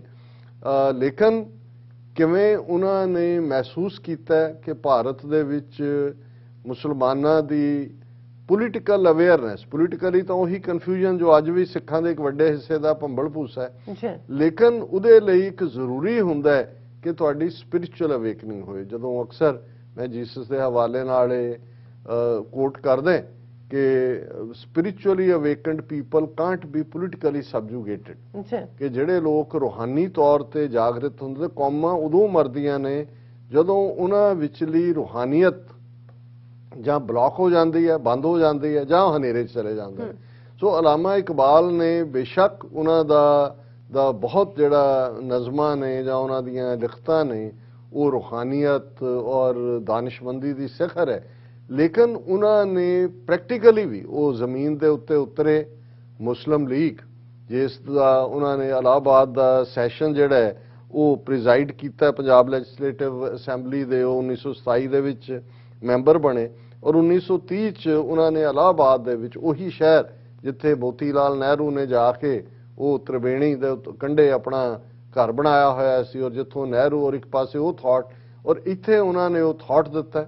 ਔਰ ਇਸ ਦੇ ਨਾਲ ਨਾਲ ਜਿਹੜੀ ਮੈਂ ਸਮਝਦਾ ਵੀ ਵੱਡੀ ਗੱਲ, ਜਦੋਂ ਕਾਇਦੇ ਆਜ਼ਮ ਮੁਹੰਮਦ ਅਲੀ ਜਿਨਾ ਕਾਇਦ ਅਜੇ ਨਹੀਂ ਬਣੇ, ਉਹ ਫਰਸਟ੍ਰੇਟ ਹੋ ਜਾਂਦੇ ਨੇ ਉੱਥੋਂ ਦੀ, ਕਿਉਂਕਿ ਇੱਕੋ ਪੀਰੀਅਡ 'ਚੋਂ ਲਖਨਊ ਪੈਕਟ ਦੇ ਨਾਲ ਉਹਨਾਂ ਨੂੰ as an ambassador of Hindu Muslim unity ਦਾ ਖਿਤਾਬ ਸਰੋਜਨੀ ਨਾਇਡੂ ਔਰ ਇਹ ਸਾਰੇ ਦਿੰਦੇ ਨੇ। ਪਰ ਉਹ ਜਦੋਂ ਜਿਉਂ-ਜਿਉਂ ਦੇਖਦੇ ਨੇ ਇੱਕ ਪਾਸੇ ਤਾਂ ਬੇਈਮਾਨੀ ਨਜ਼ਰ ਆਉਂਦੀ ਹੈ ਸੈਕੂਲਰਿਜ਼ਮ ਦੇ ਲਬਾਦੇ ਥੱਲੇ ਕਾਂਗਰਸ ਦੀ, ਪਰ ਆਪਣੀ ਕੌਮ ਜਿਹੜੀ ਹੈ ਉਹਨਾਂ ਨੂੰ ਬਿਲਕੁਲ ਬਿਖਰੀ ਨਜ਼ਰ ਆਉਂਦੀ ਹੈ, ਭੰਬਲ ਭੂਸੇ 'ਚ ਹੈ ਔਰ ਇੱਕ ਸਟੇਜ ਤੇ ਉਹ ਛੱਡ ਕੇ ਸਭ ਕੁਝ ਚਲੇ ਜਾਂਦੇ ਨੇ ਇੰਗਲੈਂਡ, ਉੱਥੇ ਆਪਣੀ ਪ੍ਰੈਕਟਿਸ ਸ਼ੁਰੂ ਕਰਦੇ ਨੇ। ਫਿਰ ਮੈਂ ਸਮਝਦਾ ਵੀ ਅਲਾਮਾ ਇਕਬਾਲ ਜਿੱਥੇ ਉਹ ਇਹ ਮਹਿਸੂਸ ਕਰ ਰਹੇ ਸੀ ਕਿ ਭਾਈ ਕੌਮ ਨੂੰ ਕਾਇਦ ਦੀ ਲੋੜ ਹੈ ਜਿਹੜਾ ਡਾਇਰੈਕਸ਼ਨ ਦੇ ਸਕੇ ਔਰ ਉਹਨਾਂ ਦੀ ਫਿਰ ਜਿਹੜੀ ਕੋਰਸਪੋਂਡੈਂਸ ਹੈ ਉਹ ਜਿਵੇਂ ਕਾਇਦੇ ਆਜ਼ਮ ਨੂੰ ਵਾਪਸ ਸੱਦਦੇ ਨੇ ਕਿ ਭਾਈ ਤੁਹਾਡੇ ਬਿਨਾ ਇਹ ਗੱਲ ਬਣਨੀ ਨਹੀਂ ਹੈ ਔਰ ਉਹਨਾਂ ਦੇ ਅੰਦਰ ਉਹ ਚਿਣਗ ਫੂਕਦੇ ਨੇ ਕਿ ਭਾਈ ਇਸਲਾਮ ਦੀ ਗੱਲ ਔਰ ਇਹ 23 ਮਾਰਚ 1940 ਤੱਕ ਪਹੁੰਚਦੇ ਆ। ਇਹ ਹਾਲਾਂਕਿ ਉਦੋਂ ਤੱਕ 21 ਅਪ੍ਰੈਲ 1938 ਨੂੰ ਅਲਾਮਾ ਇਕਬਾਲ ਇਸ ਦੁਨੀਆ ਨੂੰ ਅਲਵਿਦਾ ਕਹਿ ਜਾਂਦੇ ਨੇ, ਪਰ ਇੱਕ ਉਹ ਆਪਣੀ ਕੌਮ ਨੂੰ ਲੀਡਰ ਦੇ ਜਾਂਦੇ ਨੇ ਕਾਇਦੇ ਆਜ਼ਮ ਦੇ ਰੂਪ ਦੇ ਵਿੱਚ, ਜਿਹੜੇ ਫਿਰ ਜੇ ਅਸੀਂ ਦੇਖਦੇ ਹਾਂ ਕਿ 1938 ਚ ਅਲਾਮਾ ਇਕਬਾਲ ਜਿਹੜੇ ਨੇ ਉਹ ਇਸ ਦੁਨੀਆ ਤੋਂ ਜਾਂਦੇ ਨੇ ਔਰ 9 ਸਾਲ ਦੇ ਵਿੱਚ ਜਿਹੜਾ ਪਾਕਿਸਤਾਨ ਹੋਂਦ ਦੇ ਵਿੱਚ ਆਉਂਦਾ ਹੈ। ਸੋ ਇਹ ਜਿਹੜਾ ਔਰ ਉਹਨਾਂ ਦੀ ਜੇ ਤੁਸੀਂ ਕਈ ਜ਼ਬਾਨਾਂ ਤੇ ਆਬੂਰ ਦੀ ਗੱਲ ਕਰੋ, ਈਰਾਨ ਉਹਨਾਂ ਨੂੰ ਅੱਜ ਵੀ ਯਾਦ ਕਰਦਾ ਹੈ, ਉਹਨਾਂ ਦਾ ਮੈਕਸਿਮਮ ਕਲਾਮ ਪਰਸ਼ੀਅਨ ਦੇ ਵਿੱਚ ਜਿਹੜਾ ਉਹ ਸਾਰਾ ਹੈ। ਲੇਕਿਨ ਮੈਂ ਕਨਕਲੂਜਨ ਤੋਂ ਪਹਿਲਾਂ ਕਿਉਂਕਿ ਜਿੱਥੇ ਅਸੀਂ ਗੱਲ ਸਾਂਝਾਂ ਦੀ ਕੀਤੀ ਹੈ ਉਹਨਾਂ ਨੇ ਸਿੱਖ ਮੁਸਲਿਮ ਸਾਂਝ ਦਾ, ਔਰ ਬਹੁਤ ਵਾਰ ਇਹ ਹੁੰਦਾ ਹੈ ਕਿ ਕਈ ਵਾਰ ਕੋਈ ਜ਼ਰੂਰੀ ਨਹੀਂ ਹੁੰਦਾ ਕਿ ਤੁਸੀਂ ਕਿਤਾਬਾਂ ਦੀਆਂ ਕਿਤਾਬਾਂ ਕਿਸੇ ਲਈ ਲਿਖਣੀਆਂ ਨੇ। ਗਾਲਿਬ ਉਰਦੂ ਦਾ ਸ਼ਾਇਰੀ, ਉਰਦੂ ਅਦਬ ਗਾਲਿਬ ਤੇ ਹੀ ਸ਼ੁਰੂ ਹੁੰਦਾ ਹੈ, ਬਹੁਤ ਵਾਰ ਗਾਲਿਬ ਤੇ ਮੁੱਕਦਾ ਹੈ। ਅੱਛਾ। ਔਰ ਗਾਲਿਬ ਨੇ ਕੋਈ ਇੱਕੋ ਹੀ ਲਿਖਿਆ ਉਹਨੇ, ਦੀਵਾਨੇ ਗਾਲਿਬ, ਜਿਹੜਾ ਦੀਵਾਨ ਹੈ, ਲੇਕਿਨ ਗਾਲਿਬ ਹੈ ਉਰਦੂ ਸ਼ਾਇਰੀ ਦਾ। ਇਸੇ ਤਰ੍ਹਾਂ ਅਲਾਮਾ ਇਕਬਾਲ ਨੇ ਬਾਂਗੇ ਦਰਾ, ਉਹਨਾਂ ਦੀ ਪ੍ਰਸਿੱਧ ਜਿਹੜੀ ਮਸ਼ਹੂਰ ਕਿਤਾਬ ਹੈ, ਉਹਦੇ 'ਚ ਇੱਕ ਨਜ਼ਮ ਗੁਰੂ ਨਾਨਕ ਸਾਹਿਬ ਦੇ ਨਾਂ ਕੀਤੀ ਹੈ, ਨਾਨਕ ਨਜ਼ਮ ਦੇ ਨਾਂ ਥੱਲੇ। ਪਰ ਉਹਦੇ 'ਚ ਜਿਵੇਂ ਉਹਨਾਂ ਨੇ ਹਿੰਦੂ ਮਾਈਂਡਸੈਟ, ਬ੍ਰਾਹਮਣ ਮਾਈਂਡਸੈਟ, ਉਸ ਨੂੰ ਸਮਝਿਆ, ਦੇਖਿਆ, ਬੁੱਧ ਦੇ ਥਾਟ ਨੂੰ ਸਮਝਿਆ ਔਰ ਗੁਰੂ ਨਾਨਕ ਦੇ ਥਾਟ ਨੂੰ ਸਮਝਦੇ ਆ, ਫਿਰ ਜਿਹੜੀ ਉਹਨਾਂ ਨੇ ਇਹ ਇੱਕ ਰੂਹਾਨੀ ਬੌਂਡ ਜਿਹੜਾ ਸੀ, ਜਿਹੜਾ ਬੌਂਡ ਤਾਂ ਗੁਰੂ ਨਾਨਕ ਸਾਹਿਬ ਭਾਈ ਮਰਦਾਨੇ ਦੇ ਨਾਲ ਹੀ ਐਸਟੈਬਲਿਸ਼ ਹੁੰਦਾ ਹੈ। ਸਾਈਂ ਮੀਆਂ ਮੀਰ, ਗੁਰੂ ਅਰਜਨ ਸਾਹਿਬ ਸਾਈਂ ਮੀਆਂ ਮੀਰ ਦਰਬਾਰ ਸਾਹਿਬ ਦਾ ਸੰਗੇ ਬੁਨਿਆਦ ਰੱਖਦੇ ਨੇ, ਨਬੀ ਖਾਨ, ਗਨੀ ਖਾਨ, ਪੀਰ ਬੁੱਧੂ ਸ਼ਾਹ। ਪਰ 20ਵੀਂ ਸਦੀ 'ਚ ਜਦੋਂ ਕਿ 1920s ਤੋਂ ਸੈਪਰੇਟ ਇਲੈਕਟੋਰੇਟ ਔਰ ਨਫ਼ਰਤ ਦੀ ਅੱਗ ਔਰ ਸਿੱਖ ਜਿਹੜੇ ਨੇ ਅਕਾਲੀ ਲੀਡਰਸ਼ਿਪ ਕਾਂਗਰਸ ਦੇ ਢੇ ਚੜ ਰਹੀ ਸੀ, ਅਲਾਮਾ ਇਕਬਾਲ ਉਸ ਬੌਂਡਿੰਗ ਨੂੰ ਆਇਡੈਂਟੀਫਾਈ ਕਰ ਜਾਂਦੇ ਨੇ, ਜਿਸ ਬੌਂਡਿੰਗ ਨੂੰ ਫਿਰ 9 ਨਵੰਬਰ 2019 ਨੂੰ ਜਿਹੜਾ ਅਲਾਮਾ ਇਕਬਾਲ ਦਾ ਜਨਮ ਦਿਨ ਹੈ, ਉਸ ਦਿਨ ਕਰਤਾਰਪੁਰ ਕੋਰੀਡੋਰ ਦੇ ਰੂਪ 'ਚ ਇਮਰਾਨ ਖਾਨ ਜਿਹੜੇ ਨੇ ਉਹ ਕੋਰੀਡੋਰ ਆਫ ਲਵ ਖੋਲ੍ਹਦੇ ਨੇ। ਸੋ ਮੈਂ ਨਜ਼ਮ, ਹਾਲਾਂ ਮੈਂ ਉਸ ਨੂੰ ਕਈ ਵਾਰ ਡਿਸਕਸ ਕੀਤਾ, ਲੇਕਿਨ ਅੱਜ ਜਦੋਂ ਅਸੀਂ ਅਲਾਮਾ ਇਕਬਾਲ ਨੂੰ ਯਾਦ ਕਰ ਰਹੇ ਹਾਂ ਤੇ ਇਹ ਇੱਕ ਉਸ ਸਾਂਝ ਦੀ ਨਜ਼ਮ ਹੈ, ਉਹਨੂੰ ਇੰਟਰਪ੍ਰੇਟ ਨਹੀਂ ਕਰਾਂਗਾ ਕਿਉਂਕਿ ਇਹ ਆਪਣੇ ਆਪ ਦੇ ਵਿੱਚ ਹੀ ਇੱਕ ਯੂਨੀਕ ਮੈਸੇਜ ਹੈ। ਉਹਨਾਂ ਨੇ ਬੁੱਧ ਦੀ ਗੱਲ ਪਹਿਲਾਂ ਸ਼ੁਰੂ ਕੀਤੀ, कौम ने पैगामे गौतम की जरा परवाह न की, कदर पहचानी ना अपने गौहरे यक दाना की। आह बदकिस्मत रहे आवाज़े हक से बेखबर, गाफिल अपने फल की शरीनी से होता है शजर। कि रुख नूं दरख्त नूं पता नहीं हुंदा कि उसका फल कितना मिठा, वो गाफिल हुंदा है। इवें ही जिहड़ा एक यूनीक परल मोती वांग ਜਿਹੜਾ ਬੁੱਧ ਦਾ ਥਾਟ ਸੀ, ਉਸ ਨੂੰ ਉਸ ਧਰਤੀ ਦੇ ਲੋਕਾਂ ਨੇ ਪਛਾਣਿਆ ਨਹੀਂ। ਫਿਰ ਆਸ਼ਕਾਰ ਉਸਨੇ किया जो जिंदगी का राज था, हिंद को लेकिन ख्याली फलसफा पे नाज था, शमाए हक से जो मुनव्वर हो ये वो महफिल न थी, बारिश रहमत हुई लेकिन ज़मीं काबिल न थी। कि ये खुश्क फिलॉसफी, वेदांत शास्त्र और और वो शमाए हक की गल कर रहा है बुद्ध, ये जमीन ही बंजर सी, ये जिहड़ी है उसके काबिल ही बारिश रहमत हुई लेकिन जमीन काबिल न थी। आह शूदर के लिए हिंदुस्तान गम खाना है, दर्द इंसानी से इस बस्ती का दिल बेगाना है। क्या अल्फाज ने कि ये शूदरां दे ये धरती नहीं, ये गम खाना है। और ये लोग इस धरती दे ਜਿਹੜੇ ਬ੍ਰਾਹਮਣ ਦੇ ਫਲਸਫੇ ਨੇ ਕੀਲੇ ਹੋਏ ਨੇ, ਉਹਨਾਂ ਦੇ ਵਿੱਚ ਕੋਈ ਇਨਸਾਨੀ ਦਰਦ ਨਹੀਂ ਹੈ। ਅੱਜ ਵੀ ਤੁਸੀਂ ਦੇਖੋ ਜੋ ਹਿੰਦੂਤਵਾ ਦੇ ਨਾਂ ਥੱਲੇ ਆਮ ਲੋਕਾਂ ਨਾਲ, ਉਹਨਾਂ ਹੀ ਸ਼ੂਦਰਾਂ ਨਾਲ, ਦਲਤਾਂ ਨਾਲ, ਮੁਸਲਮਾਨਾਂ ਨਾਲ, ਈਸਾਈਆਂ ਨਾਲ, ਸਿੱਖਾਂ ਨਾਲ ਕਰ ਰਹੇ ਨੇ। ਜੇ ਅਲਾਮਾ ਇਕਬਾਲ ਇਸ ਗੱਲ ਨੂੰ ਨਾ ਪਛਾਣਦੇ ਤੇ ਅੱਜ ਜਿਹੜੇ 22 ਕਰੋੜ ਮੁਸਲਮਾਨ ਪਾਕਿਸਤਾਨ 'ਚ ਤੇ ਇੰਨੇ ਬੰਗਲਾਦੇਸ਼ 'ਚ ਆਜ਼ਾਦੀ ਨਾਲ ਜਿਉਂਦੇ ਨੇ, ਉਹਨਾਂ ਦਾ ਵੀ ਇਹੀ ਹਾਲ ਹੁੰਦਾ ਹੈ। ਉਹਨਾਂ ਨੇ ਇਹ ਕਿਹਾ कि आह शूदर के लिए हिंदुस्तान गम खाना है, दर्द इंसानी से इस बस्ती का दिल बेगाना है। ब्राह्मण सरशार है अब तक मैं पिंदार में, शमाए गौतम जल रही है महफिल अग्यार में। क्योंकि बुद्ध तो उन्होंने गल शुरू की थी, उन्होंने कहा कि ब्राह्मण की फिलॉसफी अज भी ये मैं शराब नूं कहंदे ने, उस हंकार दे विच, हंकार दी शराब दे विच मस्त है, गौतम दी थॉट ਨੂੰ ਬਾਹਰ ਕੱਢ ਦਿੱਤਾ ਹੈ। ਗੈਰਾਂ ਦੀ ਮਹਿਫਲ 'ਚ ਜਿਹੜਾ ਇਹ ਚੱਲ ਰਹੀ ਹੈ ਬੁੱਤ ਕਦਾ। ਹੁਣ ਇਹ ਆ ਗਏ ਬੁੱਧ ਤੋਂ 2000 ਸਾਲ ਬਾਅਦ ਗੁਰੂ ਨਾਨਕ ਸਾਹਿਬ ਤੇ ਬੁੱਤ ਕਦਾ, ਫਿਰ ਬਾਦ ਮੁद्दत के मगर रोशन हुआ, नूरे इब्राहिम से आज़र का घर रोशन हुआ। ਇਹ ਬੁੱਤ ਪ੍ਰਸਤਾਂ ਦਾ ਦੇਸ਼, ਮੁੱਦਤਾਂ ਬਾਅਦ ਫਿਰ ਇਸ ਦੇ ਵਿੱਚ ਇੱਕ ਰੋਸ਼ਨੀ ਆਈ। ਹੁਣ ਉਹ ਗੁਰੂ ਨਾਨਕ ਦੇ ਪਿਤਾ ਮਹਿਤਾ ਕਾਲੂ, ਉਹਨਾਂ ਦੇ ਲਈ ਆਜ਼ਰ ਨੇ, ਜਿਹਦੇ ਘਰ ਇਬਰਾਹਿਮ, ਕਿਉਂਕਿ ਆਜ਼ਰ ਬੁੱਤ ਬਣਾਉਂਦਾ ਸੀ ਕਿ ਇੱਕ ਉਹੀ ਚੱਲ ਰਹੀ ਹੈ ਪਰਿਵਾਰ। ਲੇਕਿਨ ਇੱਥੇ ਹੁਣ ਨੂਰੇ ਇਬਰਾਹਿਮ ਆ ਗਏ ਗੁਰੂ ਨਾਨਕ ਸਾਹਿਬ ਚੋਂ। ਉਹ ਇਬਰਾਹਿਮ ਜਿਹੜੇ ਇਬਰਾਹੀਮ ਹਜ਼ਰਤ, ਜਿਹੜੇ ਇਸਲਾਮ, ਕ੍ਰਿਸਚੀਅਨਿਟੀ, ਜੂਡਿਜ਼ਮ ਸਾਰਿਆਂ ਦੇ ਪੈਗੰਬਰ ਨੇ, ਉਹਨਾਂ ਦੀ ਰਿਫਲੈਕਸ਼ਨ ਅਲਾਮਾ ਇਕਬਾਲ गुरु नानक साहब चो देखते हैं, अच्छा। बुत कदा फिर बाद मुद्दत के मगर रोशन हुआ, नूरे इब्राहिम से आजर का खर रोशन हुआ, फिर उठी आखिर सदा तौहीद की पंजाब से, हिंद को एक मर्द कामिल ने जगाया ख्वाब से। हुण ये है मर्द कामिल, ये लफज छोटा लफज नहीं है कि भाई इस धरती दे उत्ते तौहीद, एक रब साहिब मेरा एको है, एको है भाई एको है, सबना जियां का एक दाता, सो मैं विसर ना जाई।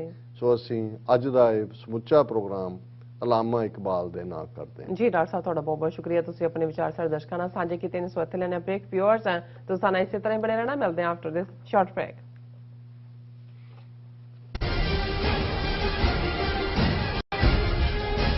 ਕੀ ਤੁਹਾਨੂੰ 30, 40 ਜਾਂ 50 ਦਿਨ ਵੇਟ ਕਰਨੀ ਪੈ ਰਹੀ ਹੈ ਤੁਹਾਡੇ ਚੈੱਕ ਲਈ? ਫਿਰ ਬ੍ਰੋਕਰਾਂ ਪਿੱਛੇ ਭੱਜਦੇ ਫਿਰਦੇ ਹੋ ਪੈਸੇ ਲਈ, ਬਹੁਤ ਜ਼ਿਆਦਾ ਟਾਈਮ ਵੇਸਟ ਹੋ ਜਾਂਦਾ ਇਦਾਂ ਤਾਂ। ਜੇ ਤੁਸੀਂ ਅੱਜ ਹੀ ਪੈਸੇ ਲੈਣੇ ਤਾਂ ਬੌਬਟੇਲ ਨੂੰ ਕਾਲ ਕਰੋ। ਬੌਬਟੇਲ ਤੁਹਾਡੀਆਂ ਇਨਵੌਇਸਸ ਸੇਮ ਡੇ ਫੰਡ ਕਰ ਸਕਦੇ ਹਨ for a small fee, no contract, no reserve and no hidden fees। ਅੱਜ ਹੀ ਕਾਲ ਕਰੋ ਬੌਬਟੇਲ ਨੂੰ ਤੇ ਤੁਹਾਡਾ ਪਹਿਲਾ ਮਹੀਨਾ free. 410 204 2084 again 410 204 2084।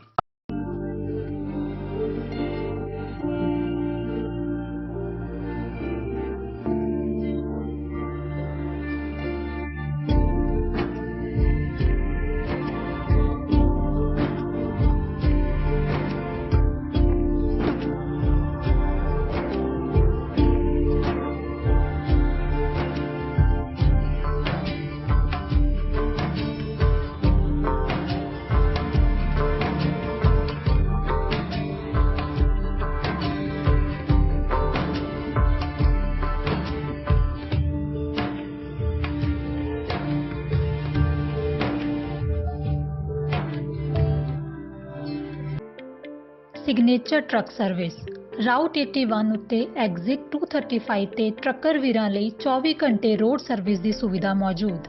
Heavy duty repair, oil change, ਪੁਰਾਣੇ ਅਤੇ ਨਵੇਂ tyre, computer diagnostic, DPF cleaning, brake service ਜਾਂ ਰਸਤੇ ਵਿੱਚ ਆਈ ਹਰ ਤਰ੍ਹਾਂ ਦੀ ਰਿਪੇਅਰ ਪ੍ਰੋਫੈਸ਼ਨਲ ਟੀਮ ਵੱਲੋਂ ਕੀਤੀ ਜਾਂਦੀ ਹੈ। ਬ੍ਰੇਕਫਾਸਟ, ਲੰਚ ਅਤੇ ਡਿਨਰ ਲਈ ਪੰਜਾਬੀ ਢਾਬੇ ਦਾ ਆਨੰਦ ਵੀ ਮਾਣੋ। ਡਰਾਈਵਰ ਅਤੇ ਟਰੱਕ ਆਪਰੇਟਰ ਵੀਰ ਡਿਸਪੈਚ ਦੀ ਸਰਵਿਸ ਲਈ ਸਾਡੇ ਨਾਲ ਸੰਪਰਕ ਕਰਨ।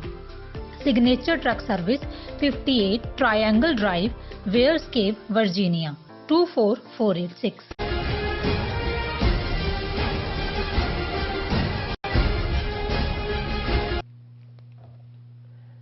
दर्शकों ब्रेक के बाद तुहाडा सब दा भरपूर स्वागत है। सो व्यूअर्स हुण आपां गलबात करांगे करतारपुर कॉरीडोर के हवाले नाल कि व्यूअर्स 1947 तो बाद सिख कौम की यही अरदास रही कि सानू ननकाना साहब, करतारपुर साहब समेत जिहड़े पाकिस्तान दे विच जिहड़े होर गुरु घर ने उन्हां दे दर्शन दीदारे नसीब होण। सो 9 नवंबर 2019 नूं पाकिस्तान के प्रधानमंत्री जनाब इमरान खान जी होरां ने करतारपुर साहब के लांघे का जिहड़ा उद्घाटन करके सिख कौम नूं एक बेनज़ीर जिहड़ा तोहफा दिता। सो याद रहे कि 2019 का वरा गुरु नानक साहब जी दियां जिहड़ा 550 साला प्रकाश पुरब वरा सी। सो भारतीय हुकूमत ने मार्च 2020 तो करतारपुर साहब के लांघे नूं कोविड-19 के बहाने जिहड़ा है वो बंद कर दिता, जिस नूं अजे तक भी जिहड़ा खोलिया नहीं गया। सो व्यूअर्स 19 नवंबर नूं गुरु नानक साहब जी दा जिहड़ा प्रकाश पुरब है, सो पाकिस्तान की जिहड़ी हुकूमत वालों भारत सरकार तो मांग की गई है कि इस प्रकाश पुरब के मौके करतारपुर साहब लांघे नूं खोलिया जाए। व्यूअर्स देखना यह है कि भारत सरकार क्यों ये लांघा नहीं खोलना चाहती। सो इस बारे आप गलबात करन जा रहे हैं। सो असीं चाहांगे कि तुसां नाल इसी तरह बने रहना। देखन सुन ली एंड लिखन लई तुहाडा सब दा बहुत बहुत शुक्रिया। जी डॉक्टर साहब की विचार ने? देखो असीं पहले सैगमेंट च गल करके हटे कि किवें पाकिस्तान दी हुकूमत ने और जिवें पाकिस्तान दे अवाम ने भी इस नूं खैर मकदम किया। 9 नवंबर 2019 ਨੂੰ ਗੁਰੂ ਨਾਨਕ ਸਾਹਿਬ ਦੇ 550 ਸਾਲ ਜਦੋਂ ਉਹਨਾਂ ਦੇ ਪ੍ਰਕਾਸ਼ਮਾਨ ਹੋਇਆ, ਜਿਹਦੇ ਲਈ ਬਰਥ ਐਨੀਵਰਸਰੀ ਅੰਗਰੇਜ਼ੀ ਵਾਲੇ ਕਹਿੰਦੇ ਨੇ, ਉਸ ਮੌਕੇ ਦੇ ਉੱਤੇ ਕਰਤਾਰਪੁਰ ਸਾਹਿਬ ਦਾ ਲਾਂਘਾ ਖੋਲ੍ਹਿਆ ਤੇ ਫਿਰ ਦੁਨੀਆ ਭਰ ਦੇ ਵਿੱਚ ਸਮੁੱਚੀ ਸਿੱਖ ਕੌਮ ਦੇ ਵਿੱਚ ਜੋ ਅੰਦਰੂਨੀ ਰੂਹਾਨੀ ਖੁਸ਼ੀ ਮਹਿਸੂਸ ਕੀਤੀ ਗਈ, ਉਸ ਨੂੰ ਇਹੀ ਕਿਹਾ ਜਾ ਸਕਦਾ ਹੈ कि कहबे को शोभा नहीं देखा ही परवान। कुछ पाले हुंदे ने ਜਿਨ੍ਹਾਂ ਨੂੰ ਤੁਸੀਂ ਲਫ਼ਜ਼ਾਂ 'ਚ ਬਿਆਨ ਨਹੀਂ ਕਰ ਸਕਦੇ।